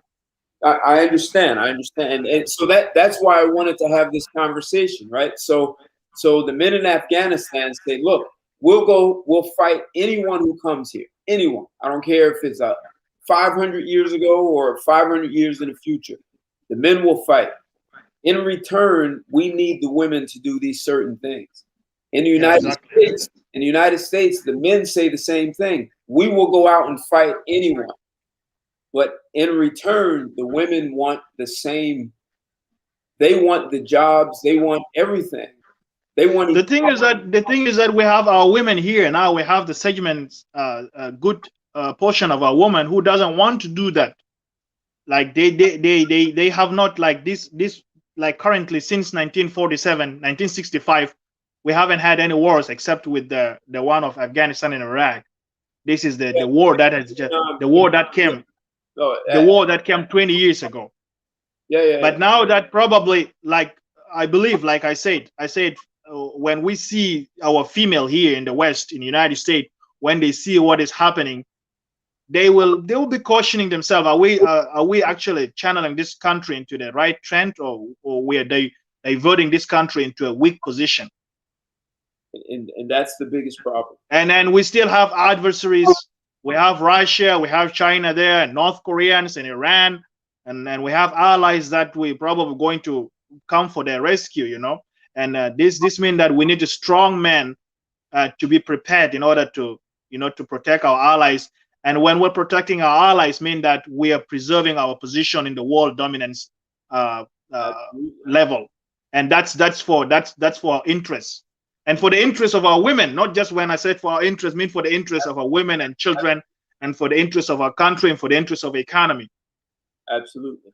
Yep. Yeah. Yep. So I appreciate you coming on and sharing, man. You dropped a lot of knowledge. Thank you for that.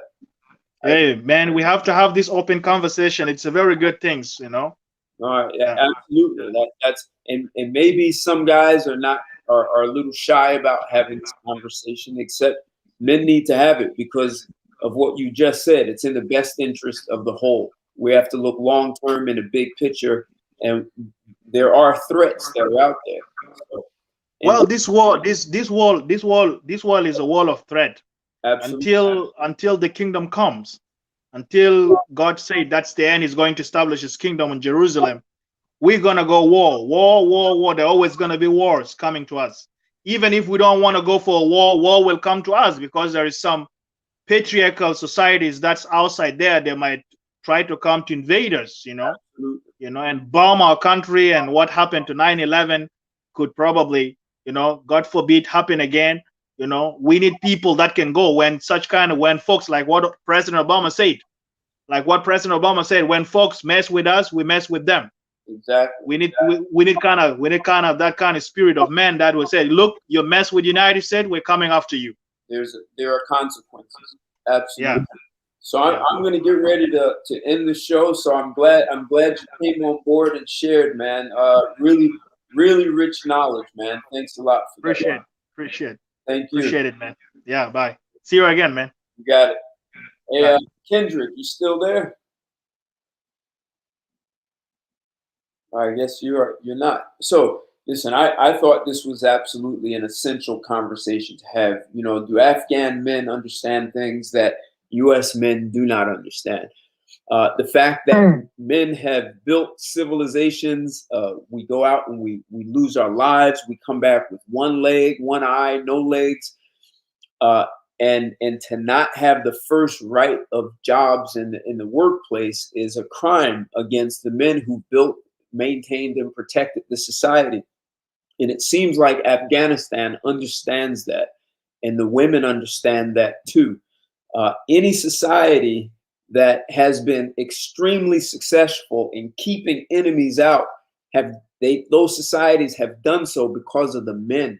So if the women do not understand that their job is really to take care of and make sure the men are catered to and well fed and strong, if you weaken your men, you weaken your nation, and it's what we call a national security threat. So I think this is a conversation where we've got to watch where masculinity is going in the U.S. They're already talking about testosterone levels are dropping in the U.S. And men need to take a look at what is actually happening in Afghanistan and why is that country so successful defending itself against superpowers. There's something for us to learn, and to not be afraid to draw lines, create boundaries, and say no to women when it's time to say no. So any last thoughts you have, Kendrick? I said boundaries, I draw the line in the sand. And there, somebody get out of line with it. This country done got too far left hand, Ted, and like the brother was saying, until we turn back to the Creator, this stuff gonna continue to go in the hellhole situation that we in. Absolutely. So the Afghanis, they got it right, Ted. I've been saying it for years. They got it right. The Islam, the Muslims, all of them, they got it right, man. They need to take notes from them countries. Real talk. You ain't getting no argument with me, Ted. Absolutely. Thank you, man. Always appreciate your support and your conversations. Lando, you can't be afraid to put an iron fist down when it's time. Mr. Earl, thanks a lot for the acknowledgement. Kendrick, I'm gonna close us up. So thanks for joining, man. Thank you everyone for your support. Love the comments, the interaction, and glad that you all got some value out of this. And look, if you haven't liked the video, smash the like. If you're not subscribed, subscribe to my channel. Hit the bell so you can get notifications. And share this. This is a conversation men need to be having throughout the United States. Until next week, guys, thanks a lot. Take care. And I'll talk to everyone soon. Enjoy your week. Goodbye. Good night.